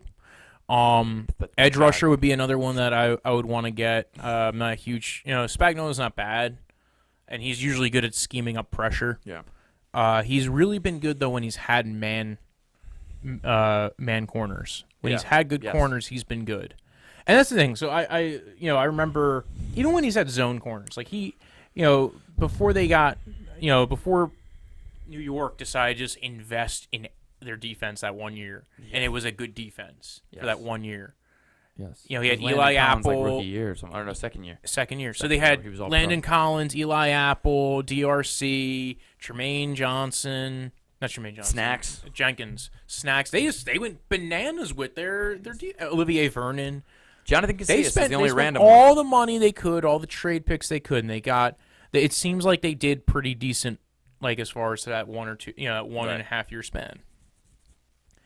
2 year span pretty much because he even was there to the end. But even that second year, they didn't do really that great. So Spagnuolo, really good when he has corners.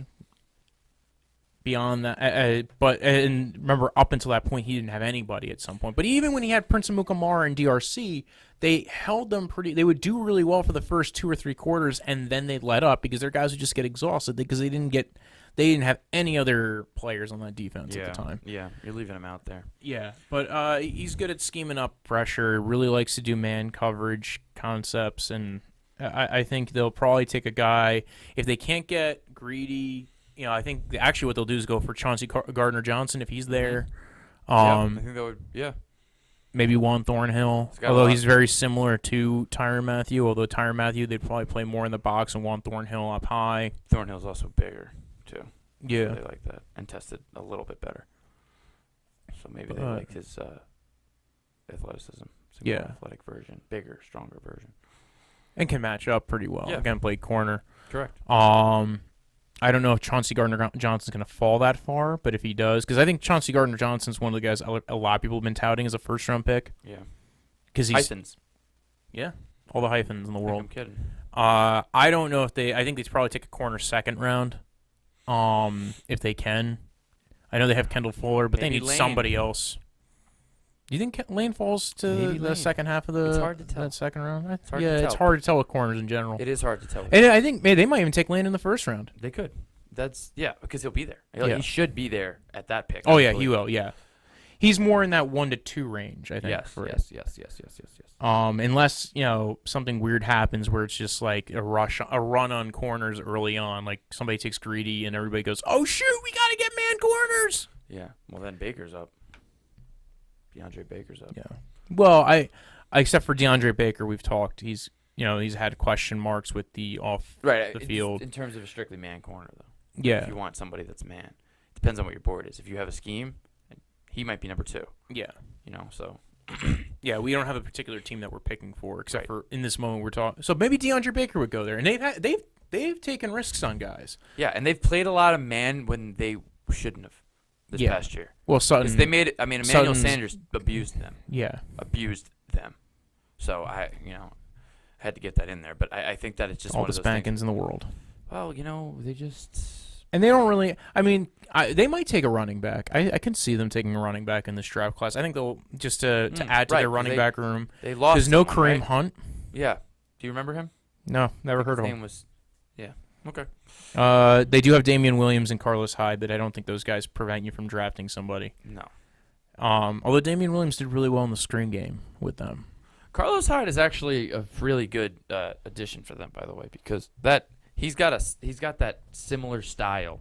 Kind of reminds me of Spencer Ware was like the discount version of him. So. Yeah. That's what I mean. Except that Carlos Hyde's pretty much a much better zone runner. Yes.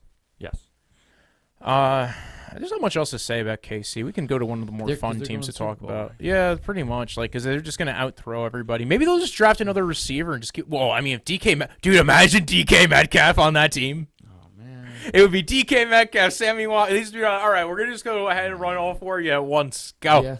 Just take out Chris Conley and insert DK Metcalf. Oh, my God. There we go. That would be crazy. Let's not even entertain that. don't give me in the rare hope that Andy Reid just all of a sudden just feels something in the universe goes, let's take DK Metcalf. It's an odd fit, to be honest.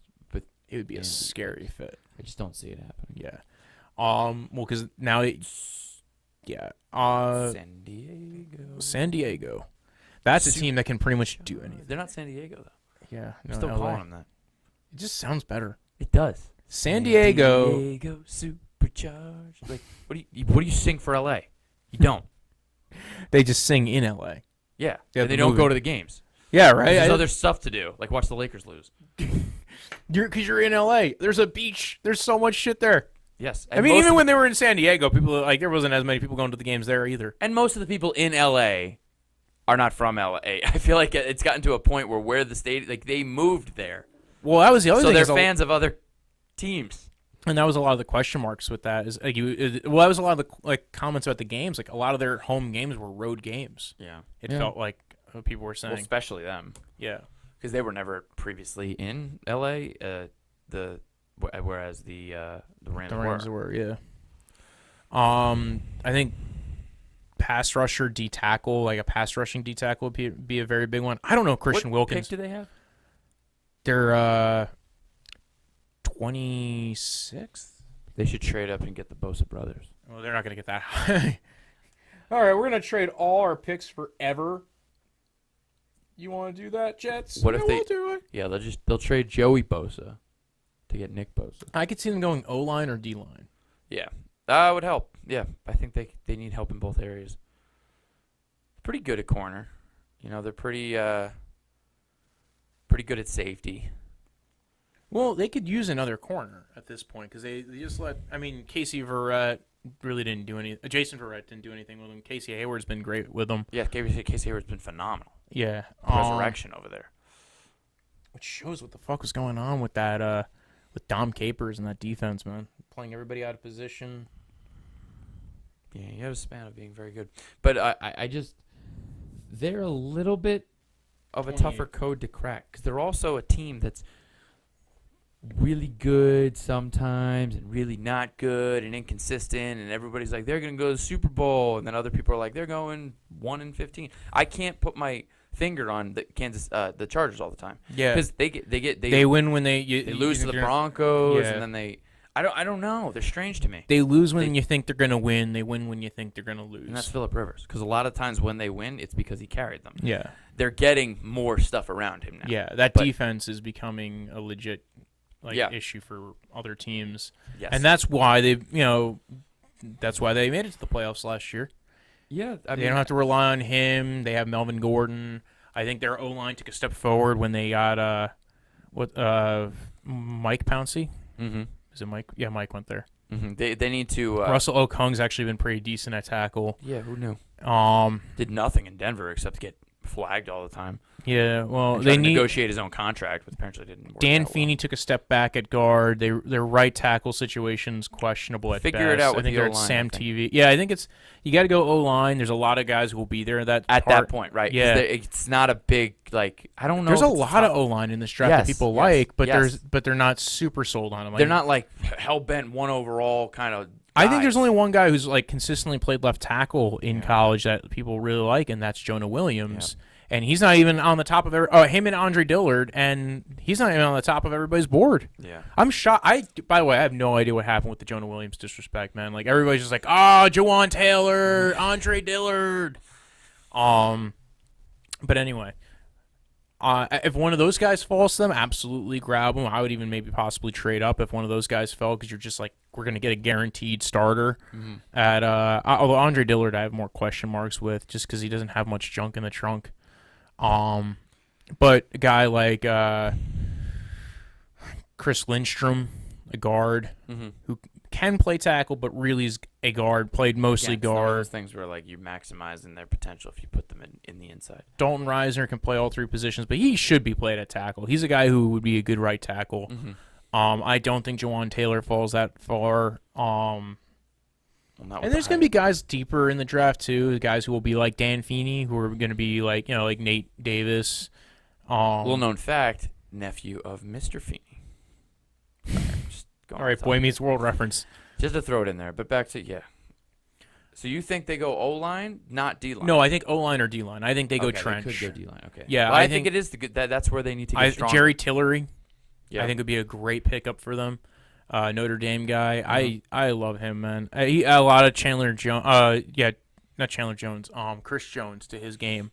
Very monster, fine. Man. Yeah, That's a good comparison. Another guy who it seems to be the off the field is really kind of dragging him down. Inconsistencies, things like that. But he plays well, man. Christian Wilkins, I don't think falls that far. I doubt Cleveland Farrell's down there. Dexter Lawrence might be there. Okay. And I could see them taking Dexter Lawrence just because they would want somebody to stuff the run and be able to stop. Yeah. Just be able to stop the run. Yeah. I know they re-signed Lugit. Did they re-sign Lugit or Maybain, and they let the other one? I think it's Lugit who's the free agent. Maybain they re-signed. So they kept one of their D tackles. Well, this was your former favorite team, so one of your several former favorite teams. No, there's not several. There's several. No, it's just I've been a Browns fan pretty much from the beginning. It's just them, and then you had a weird fling with Marshawn Lynch that led me. Well, I still love Marshawn Lynch. Everybody still loves Marshawn Lynch. You kind of were like feeling the Seahawks for a minute because of it. No, I was never a Seahawks fan. You sure? No. Who knows, dude? You might be a Patriots fan tomorrow. I will not be. Only if they go 0-16. Yeah, you only like the people that suck. That's why you didn't really like the Seahawks, but you liked Marshawn Lynch. That's the funny thing. He's a bandwagon fan. If you're losing, he jumped off the bandwagon of the Chargers when they got good. Well, not getting off the Browns. I was pretty consistent with the Browns. Well, the Browns being good is like a historical. No, but I'm saying from even like in the beginning, the two teams I liked in the beginning when I started watching, it was the Chargers and the Browns. So well, the Browns always played hard. I would give them that. They were always exciting. They were always in games. Even the games they went 0-16, they were right there. They lost the Shanahan. They did. So yes, the Chargers. I think first round they go. I think the first round they might go D-line. Depends on who's there. So if it's Jerry Tillery, they might take Jeffrey Simmons because again they'd probably want to. But I don't. Again, Jeffrey Simmons is a guy who I think some teams have him completely off the board because of the ACL and the off-field. You had the video from high school with the girl and he punched. But to be fair, it was like a it's a fight. hard for me to follow all this stuff. Yeah. But yeah, either D-line or O-line, I think, are the most likely options there. It's interesting. Second round's probably going to be whatever they didn't take in the first round. Yes. Because of how deep this draft is at both those positions. Yeah, so I think it's pretty. It's funny because with the Chiefs and the Chargers, we're talking about two teams that are fairly close to competing. Maybe linebacker because I know they signed. I was going to say that, but Matt Wilson, I could see them taking, or Blake Cashman. Cashman, yeah, I could see Cashman because he would probably be there where their second round pick is, or because they're at the end of the second round. So yeah, well they would definitely be available. Yeah, so it makes a lot of sense. Cashman would probably be. I don't know if Mac Wilson will be. No, Cashman. I moved on to Cashman. You said Mac Wilson and went out my ear and just flew away. I'm sorry. No, the only reason is because I think that Cashman's much more likely to be there at that position you're talking about. Kind of reminds me of Anzalone, like where he kind of Alex Anzalone a couple of years ago. Yeah, kind of in solid player. Yeah, solid player. Could probably end up being a good piece to your defense. Can play in coverage. Good tackler. Even though he's gotten some knocks for his range with his arms. Yeah. But good coverage linebacker as well. Yeah, no. For surprising athleticism. Do you think they take a running back? I know they're going to probably take at least one shot at receiver in this draft, especially considering how deep it is. I don't think if they take a running back, it's not going to be until round 7. I really don't. I don't know why. I think 4 or 5. But I think they're okay. Like, I don't know. But Melvin Gordon's going to be coming up on the end of his contract. Do you think they really re-sign him or they let him walk? Because that's the other question. It's hard to predict. But I think that they have a decent group of running backs right now that have shown the ability to perform and fill in when need be. Yeah. Well, if you're drafting someone this year, you're drafting them maybe in the idea of, I like Eckler a lot. I don't know if Eckler could be a 3-down. You don't like Eckler. Well, I think he's a role player. Yeah. Yeah. But I think he's effective, and when he did fill in well. Yeah. For Melvin Gordon when he filled in, because even though they're very different body types, they still have a similar kind of style that they play with, and he can do a lot of the things Melvin can do. Melvin just does them better. Guy who I think they, if they are going to think about doing this, David Montgomery, if he's there in the third round. You have brought up David Montgomery's name for everybody. Because, anybody who's thinking about getting running back, because there's I do like David Montgomery. There's 4 or 5 running backs really to get in this draft. Not even, and none of them are highly rated. Yeah. I like Damian Harris as well. That'd be another guy, 3rd, 4th round to grab. Maybe, as you let it slide. Rodney Anderson. I brought up Rodney. I'm more of a Rodney Anderson believer than anybody else. If he's there in the 5th round for your team. Unless you're a team that's so stacked at running back like the Browns and you haven't traded away Duke Johnson, you have 3-4 running backs deep that are all prime starters. When did we start deciding we were just going to talk about the Browns today? No, but your analysis is right. It wouldn't make sense for someone like them to draft him. Yeah, I was saying if you're stacked someone like the Chargers. Yeah, if you're stacked at running back, it wouldn't make sense. I don't mean when I say round 7, I don't mean round 7. I mean late rounds. Late, yeah. So I'm saying mid rounds. I'm saying 3rd or 4th round. Okay. If the right guy is there, because I think a lot of them are going to fall. So if a guy like Josh Jacobs or David Montgomery, even though everybody thinks Josh Jacobs is going to go 1st round or 2nd round. It's quite possible some teams look at this draft and go, "Wow, there's a lot of value at positions here." Right. And they go, and the Chargers go, "Hey, why don't we take a guy like this? Because we won't have to pay Melvin Gordon next year." Especially because they have the luxury of being able to take a few little chances with some of the positions they already have solidified. Because they're solidified in a lot of positions. And if they address their needs at the top, you can get depth everywhere else. Well, and Melvin Gordon can always get hurt. Yeah. So that's another thing. So you're not I wrong. also think corner could also be a position that they take in that second, third, fourth round range. Maybe.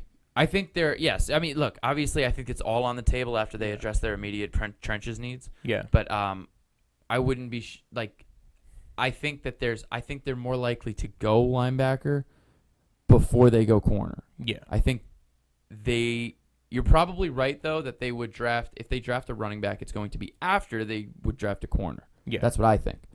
So like you said, I think it's still an emphasis a little bit more on defense. I think it's a lot about the value that's going to be there. But Yes. I think So probably trenches in the top first or second round, maybe both.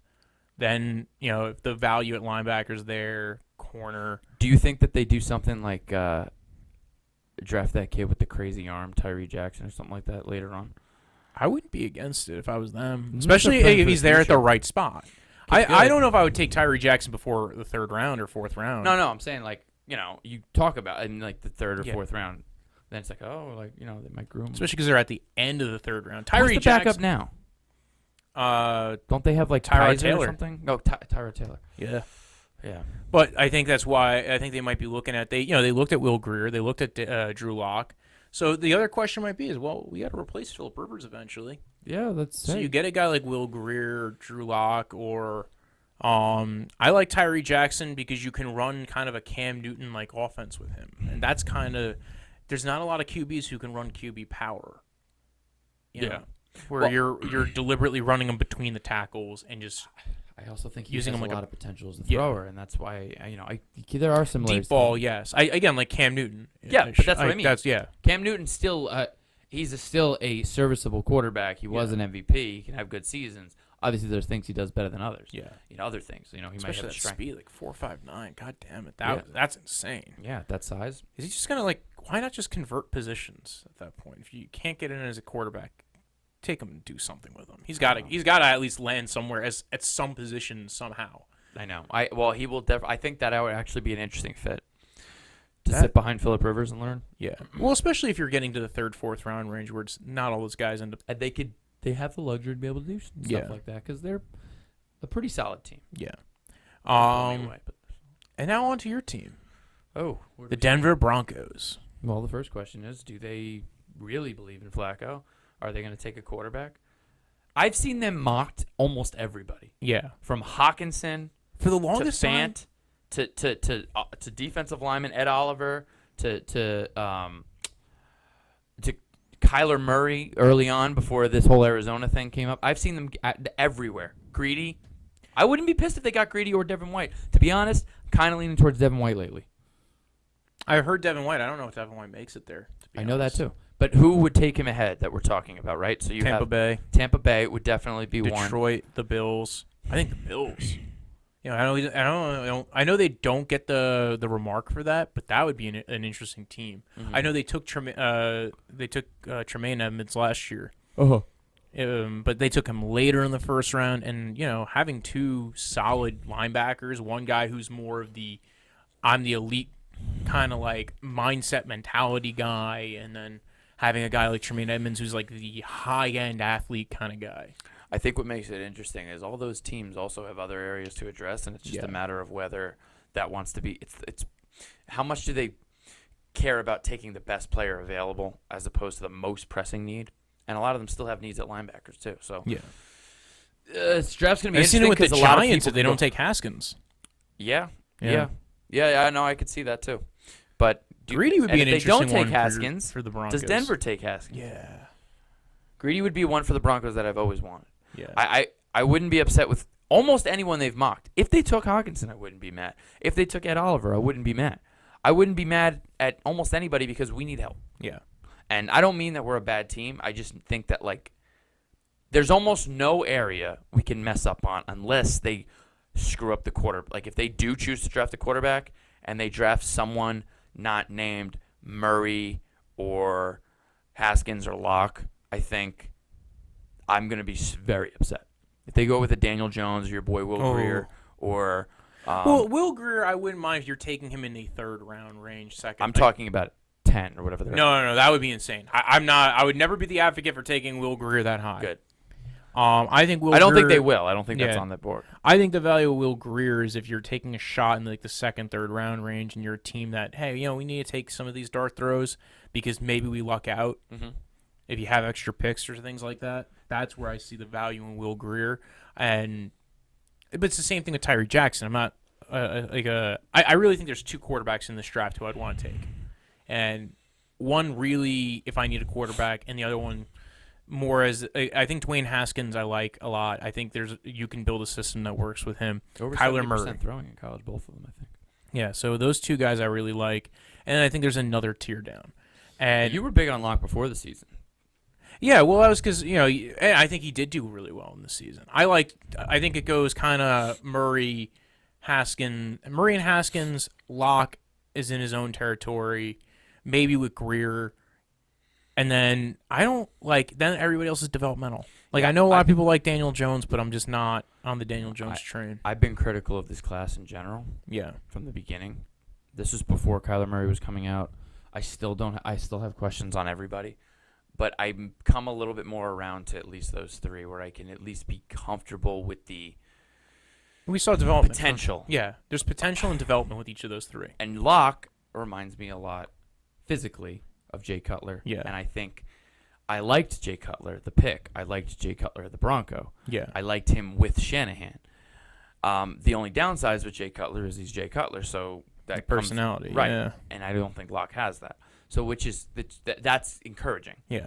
But he does have the arm talent to kind of put the ball in places where no one else really can, because it's more than just arm strength. Like Tyree Jackson can whip the ball, but like Locke can put deep balls in places that are placed perfectly. Yeah. Or it might be thrown at a different trajectory that it's harder to jump the route. He's very talented with his arm overall. He does. I think the one issue I think with him is he does have issues with like touch. Yeah. As far as that goes, and he will sail them every once in a while because he's kind of like a Josh Allen. But he can put him on a player. rope too for if he's talking if he wanted to throw it down the sideline to beat a cover 2 right when they release, he can rip that thing You're in there not 30, worrying 30 about yards him away. not having the strength to do that or the ability to do that. No, but even the accuracy in that Yeah. situation. I think when you start talking about the deep ball, it can be hit or miss. Sometimes it's right on the money and sometimes he sails it. But the good news is I would say he overthrows more than he underthrows with that when it comes to that, which I would prefer. Yeah. But obviously there's downsides to both. But here's what I do think, and I've thought about this a lot lately. I called the Flacco move a while ago as like a joke because I know John Elway likes tall quarterbacks like that. It just seems to be a thing that he has. He's 6'6", so it's perfect. Oh, it's perfect. Yeah, even though they throw right into the dirt every time. But Flacco has shown he's done things. I get it. The whole cool Super Bowl. I have never been a fan of his. However, I think this is a clear move by Elway to say this is a weaker quarterback draft. We're not going to get Kyler Murray or likely not Dwayne Haskins. If they're there, I don't know if they take them. I don't know. But he's more partial to him being a better filler than Case Keenum in his mind in terms of what they can do in the offense they have. And this gives them a year next year when there's better quarterbacks coming out. Yeah. To maybe then draft them, and then they have maybe another year to learn under Flacco. Flacco gets 3 years or whatever it is, Yeah. So I think that would be the ultimate plan. That's why I wouldn't be shocked if they went Greedy, Devin White, or Oliver. And it's weird because initially I only saw Locke for like the longest time being mocked there, and then now everybody's like, it could be Devin White, it can be Greedy, it can even be Greedy. they can Ed Oliver. Yeah, they can draft Hawkinson is what I've been seeing a lot lately. Yeah, because they're like they need a tight end. I'm like, look, they've been drafting tight ends in like the second round for the past 3 years, and they've all not really panned out. Some of them have injury issues. Jake Butt was showing some. He was like a 4th or 5th rounder. Yes, yeah, but he was projected to be higher than that before he got hurt, and he showed some promise, but got hurt again. I don't know what their obsession with Hireman is, and I don't know why that's how you pronounce his name because it's not spelled like that at all. But I don't understand. So I can see them moving in that direction. I can also see them taking Fant later though, from the same team. So I think that with them, it makes a lot of sense early to do any of these 3 picks, being Oliver, White, Greedy, with my partialness going towards White. So you want White over those other 2 guys? I do. I do want White. I'll take Greedy second, and then I could take Oliver. But here's the thing too. Elway might like tall quarterbacks, but he also he played baseball himself, two-sport athlete, a lot of playmakers. It's a long shot, but it's not a percentage of 0 that Elway tries to do something to trade up to get Kyler Murray if he slides. I don't think he'd trade up to the first overall pick. I can see the Jets being a perfect spot to trade up to. Yes. It's not looking like he's going to slide. I know. But what about the other, your second and third round picks? Say they go with a different pick one. Say Locke is there in the second. You think they take Locke? I think they think about it. Because I don't think they anticipate Locke being there in the second either.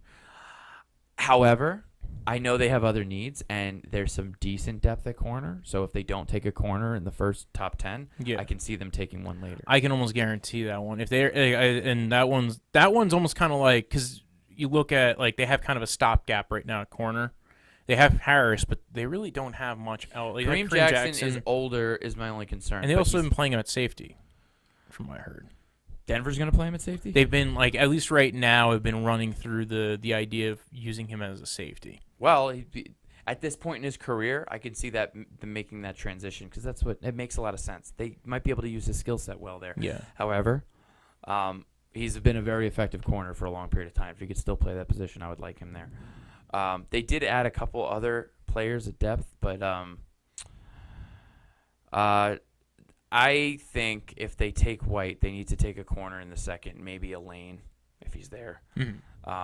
Maybe Rocky Sin's probably going to be gone, but I can see Elway liking him. But I don't know. He might be there. If he's there, I would love them to take him. And then after that, then you can start seeing them take. I wouldn't be surprised if Tyree Jackson was later. They might take someone like him too. I don't know. Yeah. But, big quarterback. Comparisons to Cam Newton, I mean, people compare Cam Newton to John Elway. So, obviously they're bigger than Elway was, but their style of play was not that different in terms of him and Cam. What about center? Yeah, well, They lost Paradis in free agency. And I was not happy about that. And there's a couple of centers in this draft right now.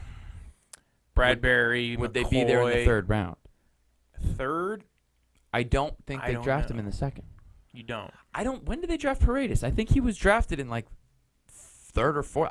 He was a later pick. He just turned out really well. I think they think they can get value. Yeah. Especially if there's just a couple good centers that are in a cluster. Yeah. And they don't need to reach for any. Yeah, because this year I think there's Eric McCoy, Eggleton Jenkins, Lindstrom.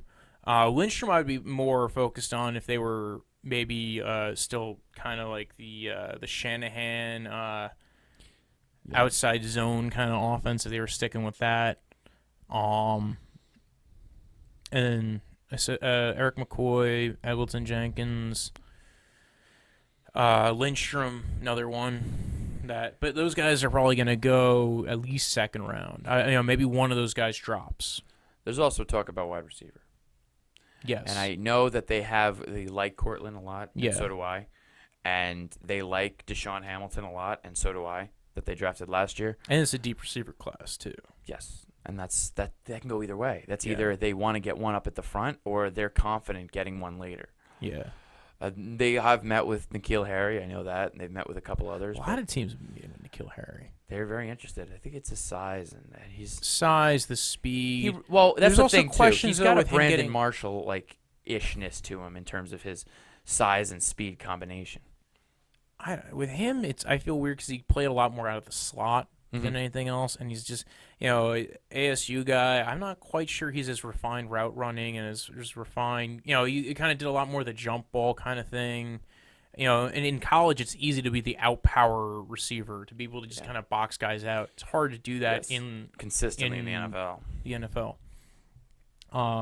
I'd rather get a guy like J.J. Arcega-Whiteside. I know Hakeem Butler has been mentioned quite a bit. He's more of a size guy and size and speed. He can play pretty much all three positions. X, slot, flanker, and I think that's what gives him some value. Yeah. I know DK Metcalf's probably not going to be there. Can you imagine they took DK Metcalf? Oh my God. I don't know what I would feel. Well, I mean, it kind of fits what Joe Flacco does well. Yes. which is throw the deep ball and hope you get a pass interference. Yeah. Well, yeah. Well, that's yeah. Terry Good point. McLaurin could probably play pretty well with him. Another speed guy, 4.3s, good route runner. Probably be there in that second, third round range. I know there's a lot of talk about Paris Campbell, another guy who kind of just more did the crossing route thing. Yeah. Him and Andy Isabella, more questions on if they can play outside, whereas Terry McLaurin, we've seen it at least. Right. And is a little bit more refined of a route runner. Which is important. Yes. I mean, but I don't know. I don't think ultimately they go receiver within the first 3, but it can happen. I think they need to focus on defense because they've started to lost their identity a bit with that. I mean, they got a little bit back last year, and then again, they got they signed Vic Fangio as their head coach. Well, my point. That's also why I think they do go defensive. Yeah. Because I think he's going to have an eye for it, and they're going to trust that. Well, especially if they don't get Devin White early, I think it's possible they go for a Mac Wilson. Yep. In the second, That's or a it. Blake Cashman. Which I would be fine with, but Yeah. then take Greedy. Especially because they maybe lost first Brandon beginning. Marshall and Yeah, Brandon Marshall. I listen. I don't know. He had a very good season as far as I was concerned. His breakout, probably. I think it was the year after the Super Bowl, and then he kind of had slowly tailed off, and a lot of it was injuries. Wasn't always available, but I always thought they could do better. yeah. So I'm not overly upset. Now I might speak too soon because he is playing on the Raiders and could cause problems because he's still a good player. But I think that's a position they wanted to improve in, even if Brandon Marshall had stuck around. Is my main point. Yeah. So, but I think we've been lacking that strong middle linebacker presence since Al Wilson left in like 2009 or whenever he left. So, You think they go running back at all or no? now I think Or it's just more later round guys, just kind of like throwing darts? they might draft one just for whatever because I know that they obviously they have Lindsey and I think they still believe in Freeman. Yeah. But and look, Booker is what Booker is. Yeah. I think he's shown himself as a serviceable third-string running back. But that's the only one who would be on the hill. But they sign a lot of free agent running backs. It's just usually been Denver's MO of all time. So that's what I think they're going to do. All right. You want to finish up with the NFC West? Yes. All right. Jumping right into the Cardinals or no? Cardinals. Yeah, we'll do it the Cardinals because we'll talk about the big question that everybody's talking about. Who are they going to take number one? Well, they're Kyler Murray? No, they're obviously taking Ed Oliver. I don't know what you've been reading, but I've been reading a lot about Ed Oliver. All at Oliver? I was thinking Joey Bosa. They're going to trade for the Chargers. With the It's either Joey Bosa or they take both N'Keal Harry and McCoy just to I think they've been talking to Gruden a little bit. I think they're trying to mess with us. No, I said it was going to be Kyler Murray from pretty early on because I didn't feel like they were really happy with Rosen. I don't know. It just kind of and it was also their head coach had said changed, something. Yeah. Also, it's an opportunity thing. It's like if you think Kyler Murray can be this top 5 quarterback, having him under that contract as a top 5 quarterback and what he can do, it's hard to replicate that. Like would you rather have a top 5 quarterback and maybe miss out on building up the rest of your offense, or a guy who maybe could be top 15, probably won't be top 10, and almost guaranteed probably won't be the top 5 quarterback in the NFL? Yeah. It depends. I think there's a lot of questions with that. And, I think you don't know if he can even be top 15 because you haven't seen it yet. Right. As far as the guy you have on your roster and you've been 1 year in. Yeah. And I don't know what they're going to get for Josh Rosen. They might get a second rounder. They might get a third rounder. They might get Dick Butkus. That'd be wild. I mean, hey, this anti-aging stuff that we've heard Joe Rogan talk about, maybe they can bring him back. But I think that Kyler Murray has to be the pick. I think you make some good points with a lot of the questions that get raised in terms of what they actually end up doing. But I think that what pushes them in that direction is like you've watched what Russell Wilson has been able to do to them over the past couple of years and the success. And I think, right or wrong, they might be partial to seeing a little bit of that in him. So they might be attracted to that. And keep in mind, they had issues with their O-line. And, yeah, they're trying to fix the O-line issue. Yeah. But they haven't done an extreme amount on refurbishing it. Right. So what's one thing we saw? Well, running quarterbacks can help with bad O-lines. And Rosen is not. No, he is not an athletic quarterback. He's not an No, there's athletic. a He's not an athletic man. His combine was actually surprisingly more What was athletic. his 40? 4.9? It's lower. It was quite a bit lower. I remember Really? he ran better than Baker Mayfield. Baker ran a high 4.8, so if he ran probably a low 4.8, I would have guessed. Yeah, he I don't ran think better they were than as Baker. He negligible. was like, I think he was this. It was out of the top 4. It was basically Josh Allen obviously had the best one, but it was he might have been 4.7 even. I don't know that he was 4.7. I thought Josh Allen ran a 4.7. Yeah. Because I thought Josh Allen, I remember Josh Allen ran like a 4.7. I was like, oh, he's not that athletic. Like, it's still good for a quarterback, but my point is they were touting You didn't him. think he was that athletic? They were he is athletic, but in terms of speed, they were comparing him to Cam Newton. And when I see you run a 4.7, I'm like, oh, Jay Cutler. Yeah. Okay. Like- although he, I mean, to be fair, it was a 4.92. I thought he would run good. Rosen? Oh, but yeah, 4.92. See, this is where the bias of how much you love Rosen comes in, and because you no, guys. but for the size, I think I know, it I'm was. kidding. That was the. Well, he's a big dude. Yeah. Yes. That he's a was, big I think it was the Baker's spark short and score was a stubby. little, yeah. It was And the when I bo- say the short and stubby, I spark mean score. 6'1". But, you know. And listen, I liked all three of those quarterbacks. I did not care much for Josh Allen. I know you and said I think that, the but he's been jury's still playing out very on well. that guy. He's been playing well. Well, Look, he's done better than I think I expected him to. And Well, I would yeah. say the same about Trubisky, but I know we're not talking about. But my point is, I put we'll them have you both- back on. We'll talk about more of that I'm just stuff saying as we I go into put the them both season. in the same box. Yeah. But in terms of how Josh Rosen is, look, I thought he could be good. I just didn't. I still think he like can be him. good, but I think if you're the team that you have the number 1 overall pick, you're hoping never to be there again, and you got a quarterback at number 1 who you could can be a changer. could be a whole game changer, can redo your whole offense, can make yards on his own, is a really accurate thrower of the ball, might be has that potential to be a once in a lifetime kind of a player. He completed like 75% of his passes or something like that. Was his senior season. I remember. I will looking at say it. this: that Oklahoma offense does help with that. But 75% of your passes is good no matter who you are. Yeah. I'm just saying, like, there's people that throw a lot and they get a lot of yards, but like your completion percentage is efficiency, and he's ad-libbed a lot too. So you could talk about systems and stuff like that, but he's done things on his own. No, I like him. That's why people Yeah. don't really knock him for that. Yeah. When they would have knocked others.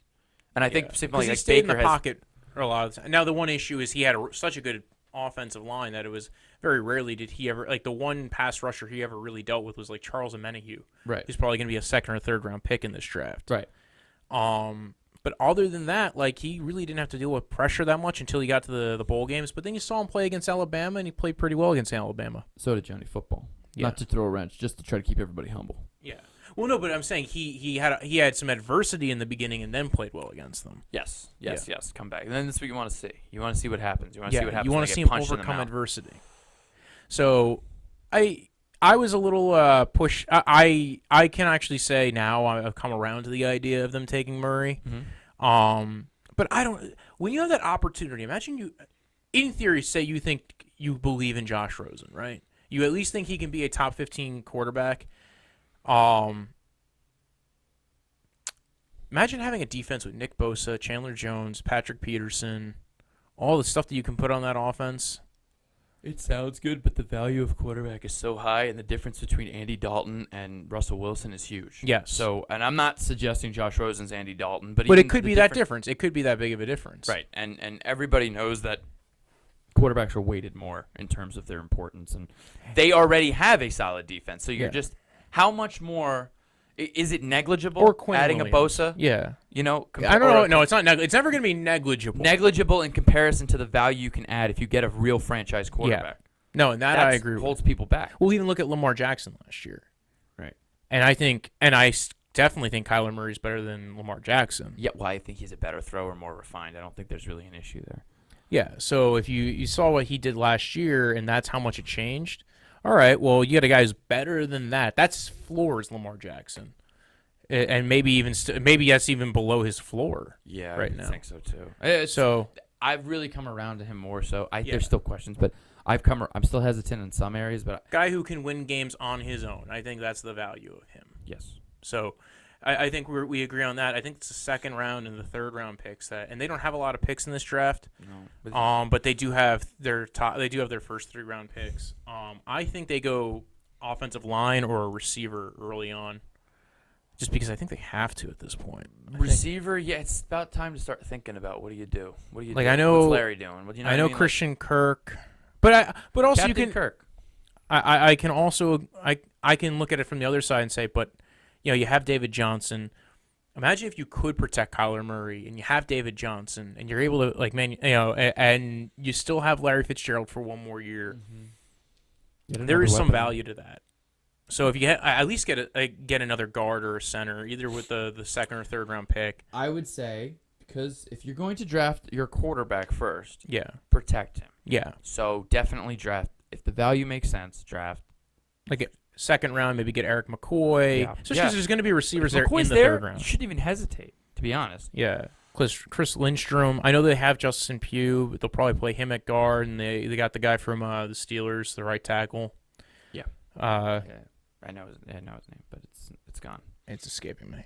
The left side line's still going to be a little flunky, but at least if you have some good O-line, then you're not going to be treating him like how people treat Deshaun Watson, where it's like, he got murdered this week. He had a ride in the bus to go to the game. Yeah. That's like, a typical, all right, you got to spend 2 days on a bus to get to Jacksonville. So I think, you definitely spend some, at least some of that early, maybe the second round, spend it on a center. Third round, spend it on receiver, and I think that's it. I think you have to build it around your offense at that point. I think your defense, you're right. You have especially if you are going quarterback number one, you got to build around the quarterback at that point. And you decide to take this guy, you might as well go all in and build around all of it. So. I think the Cardinals are one of those weird teams that are actually they're not far off from being good. Yeah, they're like really one. It shows you the importance of the quarterback position and the offensive line, first of all, but it also shows you it's a little confusing why they weren't better in some aspects because they have a lot of talent spread out throughout the team. The O-line had a lot of injuries, and that was the issue with Justin Pugh. That's why he didn't get a contract in New York, is he kept on getting injured, and so now you have Justin Pugh at right guard. Is it Schrader? I don't know. It's not Schrader. It's gone. Gilbert. Marcus Gilbert. My memory's gone. Marcus Gilbert. Yeah, sure. Sounds about right. Gilbert. All right. So I think we're kind of sold on that. Next, NFC West team. Well, the 49ers are always interesting. Yeah, that's the next one picking down. They're second, so it's not even that far down of a pick. And if Kyler Murray goes one, there's pretty much two guys on the table that anybody would take at two, and I think they take Nick Bosa, and I don't think it's much of a question. Although it is possible they take Josh Allen. That's the other one that everybody's been saying is kind of a blue chip player, and I'm not disagreeing. I think he's great. I like Josh Allen. I just think that John Lynch takes Bosa. Yeah, I just think Bosa's, and it's weird because Bosa, didn't play the whole last season. I mean, we had this conversation. Not a single person even questioned it. He's just the top of everyone's board. They're like, yeah. I'm like, well, I think that's why Quinnen Williams is high on everybody's board too. I think some people do have Quinnen Williams higher because he at least played the whole last season, so he has a no injury question mark at least at that point. Right. But I just and he's also really fucking good. That has a lot to do with it. Yes. Probably most of it, but. I'm just saying in past years, and maybe it's different positions get treated differently, I don't know, but usually there's a little bit of hesitation. Not even take him off the board completely, not take him out of the first round, but maybe not the first overall pick. I'm sure he's deserving of it skill-wise, talent-wise. That's not what I'm saying. And I'm not saying he shouldn't go one overall. I'm saying that I'm surprised I haven't seen one evaluator even mention it. Yeah. It is a little shocking. And I think it's because you have the prior year, but you would think there's at least a question mark with the injury. Even at least some, and to be fair, but that was plenty also of draft. The war rooms could be talking about that. Yeah, it's just not, that we're not seeing it from we're not seeing it from Mel Kiper or whoever else is doing it now that Mayock doesn't. So we see that, and then what do you think they do second round? Do you think they go with a center? I know they try to fix the center situation with Westbrook. It's Weston Richburg who they got from the, I feel like they need a playmaker. Giants. So you think they go receiver? I think they could. I think it's not outside the realm of possibilities. There's a question that maybe DK Metcalf falls all the way to the second round. Do you think if that happens, they take him? Yeah. Or do you think he fits that system and that scheme? It doesn't matter. I think at that point, it's best player available. They do need a receiver. They'll figure out a way to get him to fit the system. Yeah. You know what I mean? Garoppolo needs a friend. You know what I mean? Garoppolo needs a friend. He's thrown to guys that are good. Dante Pettis is good. I like him. Yes, but Dante Pettis would be so much better if he was a complement to someone like a DK Metcalf. Yeah. Problem is, you're not taking him at 2. Yeah. So or at least I don't think. Another guy, Hakeem Butler, good guy to Yeah. have in there. Oh, Hakeem Butler had some drop issues. I think they probably go receiver, or especially if they're going defense at the top of the first round. I think second round they're probably going to go offense and either go playmaker or get some O-line help. They're going to need a redo at linebacker, right? Possibly. I think third round maybe take Blake Cashman. I know I keep mentioning this for everybody. Yeah. Well, no, but it also But he's makes that guy sense. who's in that range, and there's really only 4 linebackers to get in this draft that Yes. are even in the top, 3 rounds for me. Yeah, and he's not that different from Chris Borland, and they had taken Chris Borland a while back, different GM, but Yeah. I know that, they fit Uh, that. And then the next one down, probably. And they probably take. I don't know. They probably take another receiver even further in the draft because this is such a deep You draft. need to take more. It won't be one. They take 2 receivers. They could use a corner though. Yeah, I think they draft a corner, but I don't know that it comes in the first 3. I don't know. You really don't think it goes into the first 3 rounds? I don't know. It's hard. It's hard because Rock Ya-Sin's another guy that would probably be good in that setup. He's also a guy that not the reason why I can see John Elway liking him is because I can also see someone like John Lynch liking him. I think they're very like-minded people in a lot of ways. Yeah. And I think that Rock Ya-Sin is one of those guys that would fit that mold. Yeah. I could see him being all about it, and Shanahan too. So you're not wrong, but I almost feel like they have to get a playmaker in that second spot. And probably somebody who plays at Second the X second position. Yeah. Yes. On the of the receivers, because they seem to have a lot of guys who are really good at who could probably fit really well flanker, or very versatile, can run speedy guys, little speedy guys. It's like good route runners, but they don't have same problem that the Redskins had. The big big X kind of. All right, I'm gonna go ahead and power through. Yeah. Get off press man. No, they don't have that Julio Jones. They don't have that. I could see J.J. Arcega-Whiteside being a good match for them as well. Yeah. He could play X pretty well, I think. He kind of now he's starting to get a lot more hype because he had his pro day finally, and he actually ran well his pro day. But I like him a lot. He kind of reminds me of Devontae Adams. Also, no doubt they're drafting a running back. They're drafting a running back in the later rounds. Yeah. Because that's Shanahan's going to take a random running back. They're going to pick up a lot in free agency afterwards, like a undrafted free agents. But that's just their MO. So I can see them taking a running back.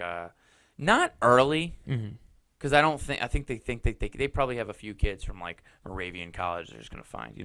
They find a bunch of random schools and keep in mind they also have 2 running backs that they signed on contracts in their building. Yeah. In Jerick McKinnon and in Tevin Coleman. Right, but that they have Shanahan has a history. His dad has a history, and he has a history of drafting more than they need at the running back position. They'll just draft someone, see how they do well in camp. Yeah.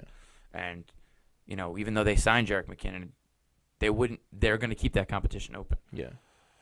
All right. Seattle, and then the Rams. Your former favorite team It was never my favorite team, and you know that. But you just hate the Seahawks. I don't like the Seahawks. I don't like that a random linebacker got MVP. But anyway, we're not going back down the Super Bowl lane. All right, so now we clarify why he thinks I like the Seahawks. It's more along the lines of he really hates the Seahawks. They just paid Russell Wilson a bunch of fucking money. I don't hate Russell Wilson, and that's the weird part. That is weird. And I liked Cam Chancellor a lot. Richard Sherman's overrated and grabby. I'm kidding. He's very good. He's grabby. That's a team I think. He's obviously on the Niners now, but I just mean that's what he's known for. That's when he. It doesn't matter. Let's move on. I think they either go D-line or safety in the first round. I think D-line's a big one for them. They love going D-line. That seems to be just part of their identity. Is D-line and safety. You would think safety would be the first priority. Who would be great with them as far as D-line goes is Rashawn Gary. Because that's a team that they could take a guy like Gary and turn him into a real player. Because they do that with guys off the street, Deion Jordan, who didn't end up being anything. They brought him in. He ended up being a good player for them. What pick did they have? Barkevious Mingo, 18. Barkevious Mingo, another solid pick for the Browns. But he actually played well in the Seattle Seahawks. The only place he ever played well, because he was on the Patriots and he didn't play well either. Yeah, well, I don't know what to tell you. But they drafted Malik McDowell a couple years ago, and he didn't pan out. He got into an ATV accident. Yeah. So I think they might take a guy like Jerry Tillery. If Wilkins is there, I know I keep mentioning probably the same bulk of D tackles towards the end of that first round range. I could see Pete Carroll actually liking a guy like Abram at safety. I can see him liking Abram. I could see him liking Abram. I just don't see Abram at the end of the first round. I don't either. But my point is, like, if they're going to go safety, they're in a weird spot because they should draft the safety, but not where they are. Yeah. You know, they might trade down too and get more picks because they tend to do that. They tend to trade out of the first a lot. And they might. And that's a very good point. So I think they'll probably try to take a guy like Jonathan Abrams, maybe if they trade down to the second round. Yeah. Chauncy Gardner-Johnson would be an interesting pickup to kind of replace Earl Thomas. Yes. Juan Thornhill as well, as we mentioned before. And Earl Thomas is one of the best. Yeah. And his ability to cover and tackle and lead, it's everything you want. Gardner, I don't know how many of those shoes he can fill with regards to him, but it seems like it's the best fit of the people available. Yeah. To fill him. And he'll definitely be there at 18. So Chauncy Gardner-Johnson might be gone at 18, I think. That's probably the best spot for him to go. That's the best spot for them to go, I think, because he kind of can do either one of those positions at safety, and I think he does fit what they like in a safety. Yeah, it makes sense. And, maybe they can get a D lineman later. They might get a D lineman there. I don't know, but I think that's what we've tried to figure out. Like it's one of those two. Yeah, it's probably D lineman or safety. They just don't seem to value O lineman at all. Are they gonna draft a running back? Well, everybody's always talking about running backs for certain teams. Like, are they gonna draft a running back? Well, they drafted running back first round last year. Yeah, well, Rashad Penny. Yeah, because that was such a great pick last year. So they're gonna draft another one? How many times did Rashad Penny play this year? So they're gonna draft another one? Absolutely. They're gonna draft. No, they're gonna draft two of them. They're gonna go first and second round. They're gonna go outside the box. Oh, Gruden is taking over every team. He's getting in everybody's ear. Because I don't see them taking. They don't draft corners very often in the first round. No, they just seem to get like traits guys and stick them there because they almost kind of treat their corners like safeties. They do. Well, I think they value safeties more than corners where they are, and I think that they have an eye for corner though because they're able to find people later, and I think you see that with certain teams that they're good with certain positions. You don't see them draft those positions very high. Yeah, they're like, oh, we're good. We like got the Steelers and receiver. Yes, and this is the Seahawks with their corners. Yeah, so they seem to be one of the few teams that's good at developing corners. There's some teams that just are not good at it. They seem to develop D-line and corners really well, and they like to pick safeties high.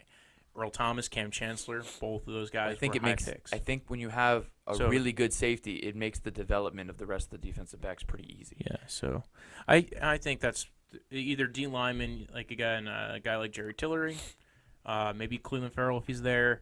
Cleveland Farrell might be in contention for the most mentioned name today. I don't think so. No, I've heard you not between the two of us. I think this you mean for this draft? No, from what in this podcast. Oh, just in this podcast. It's either Cleveland Farrell or Chauncey. Gardner. Well, because we talked about the safeties. Yes. No, but that's why it's impressive that Cleveland Farrell has been mentioned so much. You love him. No, I think because he's got the biggest variance of where he can land. Yes. Because he can easily go in the top 12 or he can go bottom at the end of the first round. And we talked quite a bit about We've definitely said his name more than Kyler Murray. Yeah, because there's only one team that's probably going to take Kyler Murray. We talked about 8 teams. But it's Kyler Murray. Or 7 teams so far. I'm going to see him in Nashville. Yeah, but the Seahawks aren't taking Kyler Murray. You don't know that. Well, now we're hitting him. We'll do a name count later on. They're just going to start Kyler taking Murray. dart. I think second, third round they'll start taking dart picks at receiver. I think they might take a receiver. I think they'll keep trading down a lot. I think they'll take receiver just to help build up the. That's another position where they don't seem to. No, I think third, fourth round they'll take receiver. Yeah. They'll take guys like Andy Isabella or again Terry McLaurin might fall low. One of the speed guys, maybe Deontay, the guy out of Toledo, Deontay Johnson. There's a lot of receivers in this draft. Burners. Maybe the second round they try to take an O lineman because even though they don't give a fuck about the position, maybe they want to help protect Russell Wilson. Well, now they paid him. There's a bigger chance of that. I don't know about more that. Incentive. They more, paid him more before. incentive. Yeah. And maybe linebacker. Yeah. I could see them taking linebacker. Well, Wagner's. He's not bad. No, but like they might need another one. No, I mean, I know they have the Griffin brothers, but Oh yeah. But he doesn't. Well, one of the brothers is a corner. yeah, the other one's a backer, Outside blitz linebacker, backer. though, right? Yeah. All right. Last team, the Rams. I was trying to think about who the heck is the last Tight team. end. Wait a second. Seahawks could take a tight end in the second or third round. I wouldn't be shocked. Fant? Noah Fant. I don't know if they'll be there in the second he round. won't be there.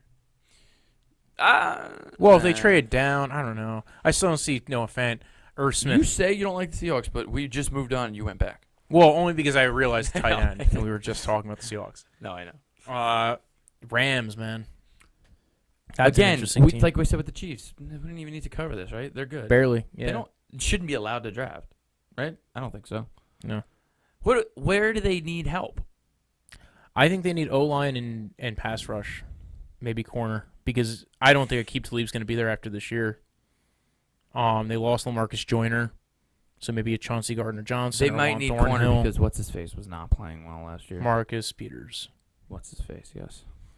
They don't really have a lot of edge work. They let Sue walk, so they need to kind of like they actually probably need to start building up their coffers again of players because they kept on trading away picks. They probably need a tackle because Andrew Whitworth is probably not going to play after this year. 47,000 years old. Yeah, he's been around since the beginning of time. He's 65. I could see them taking a center, Garrett Bradbury, first round, good center. Mm-hmm.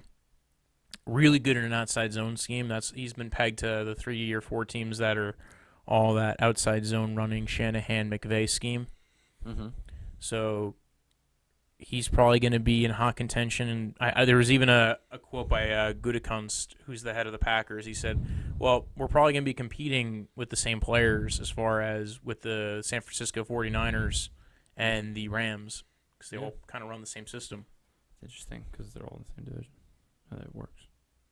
Packers, Rams, and Niners are same conference. I thought you said Seahawks, Rams, and Oh, Niners. no, sorry. No. I don't know. Maybe you didn't, but I heard it. Oh, no. Niners, Rams, and Okay. Packers. and Packers, yeah. That's probably why it got confusing because I said Gutekunst. There's a lot of names. I'm putting last names in my mouth. I'm calling Greedy Jackson. Greedy Jackson. Greedy Jackson sounds like an action hero. I don't even know. Wasn't that the show we watched? It was on Disney Channel. Something Jackson. Action Jackson? I don't know. I don't think that was on Disney Channel. There was some Disney Channel show where the guy played like he played an action star in a TV show, but it was about his life as like a student. Oh yeah. And then they made like a movie, like a Disney movie about it. Hey, we gotta have you back on. This has been we went through a lot here, man. We did. We covered a lot. You just went away with the Rams analysis. Took it. Full on. To be honest, I've been so ignorant about the Rams. I've been so ignorant about a lot of teams and a lot of things that I'm not. I used to be more on top of stuff. And I think Rams. Oh, I also think with the Rams, I think maybe second and third round. I think the main things they're going to focus on are O-line, cornerback, and pass rush. Yeah. Maybe some receiver later on. Yeah, I could. Kind of because in case Cooper Kupp doesn't fully come back. Yeah, I think With McVay, you feel like he's always going to add a little offensive weapon here and there just in case. See what happens. Yeah. It's genius. But yeah, we'll have you back on eventually. Probably after the draft, get to go ahead and get your response to it. Your in-depth review, especially for your team. I know. The Denver Broncos. I'll let you know. I'll let you know what happens. In case you don't know who the Denver Broncos are. The- Plugging in the Denver Broncos. Yeah. Hashtag Denver Broncos. Hashtag Dwayne Murray. He's messing with me now because now I was like, wait a second. What quarterback was that? You just fused Dwayne Haskins and Kyler Murray to Dwayne Murray. Could you imagine if Kyler Murray was Dwayne Haskins' size? And still. He'd be number 1 overall. Oh, wait, he already is. Right. So, like, what gain does that? But I guess people would be there'd be more people willing to even trade up for it. I feel like that'd be the only difference. I think that would be the thing is you would all of a sudden see a giant pick haul, bananas numbers. Oh, John Elway would be like, take everybody. Take my entire team. Everybody in the club getting tipsy. All right. Well, this has been Ricky Sinnig. I am Walter Wojo Brojo. You can find me on Twitter, Tumblr, and all the other. Not Tumblr. Why do I always say Tumblr when I do that? I don't have a Tumblr. Pinterest. What else you want? Twitter, text Snapchat. Don't. It's probably a bad thing. At Brojo Death Punch. At Brojo Death Punch. BROJODEATHPUNCH. You can find me on no social media. So No, it's been fun. I'll see you next time. See you next time. All right. Thanks for coming on, man. Yeah, no problem.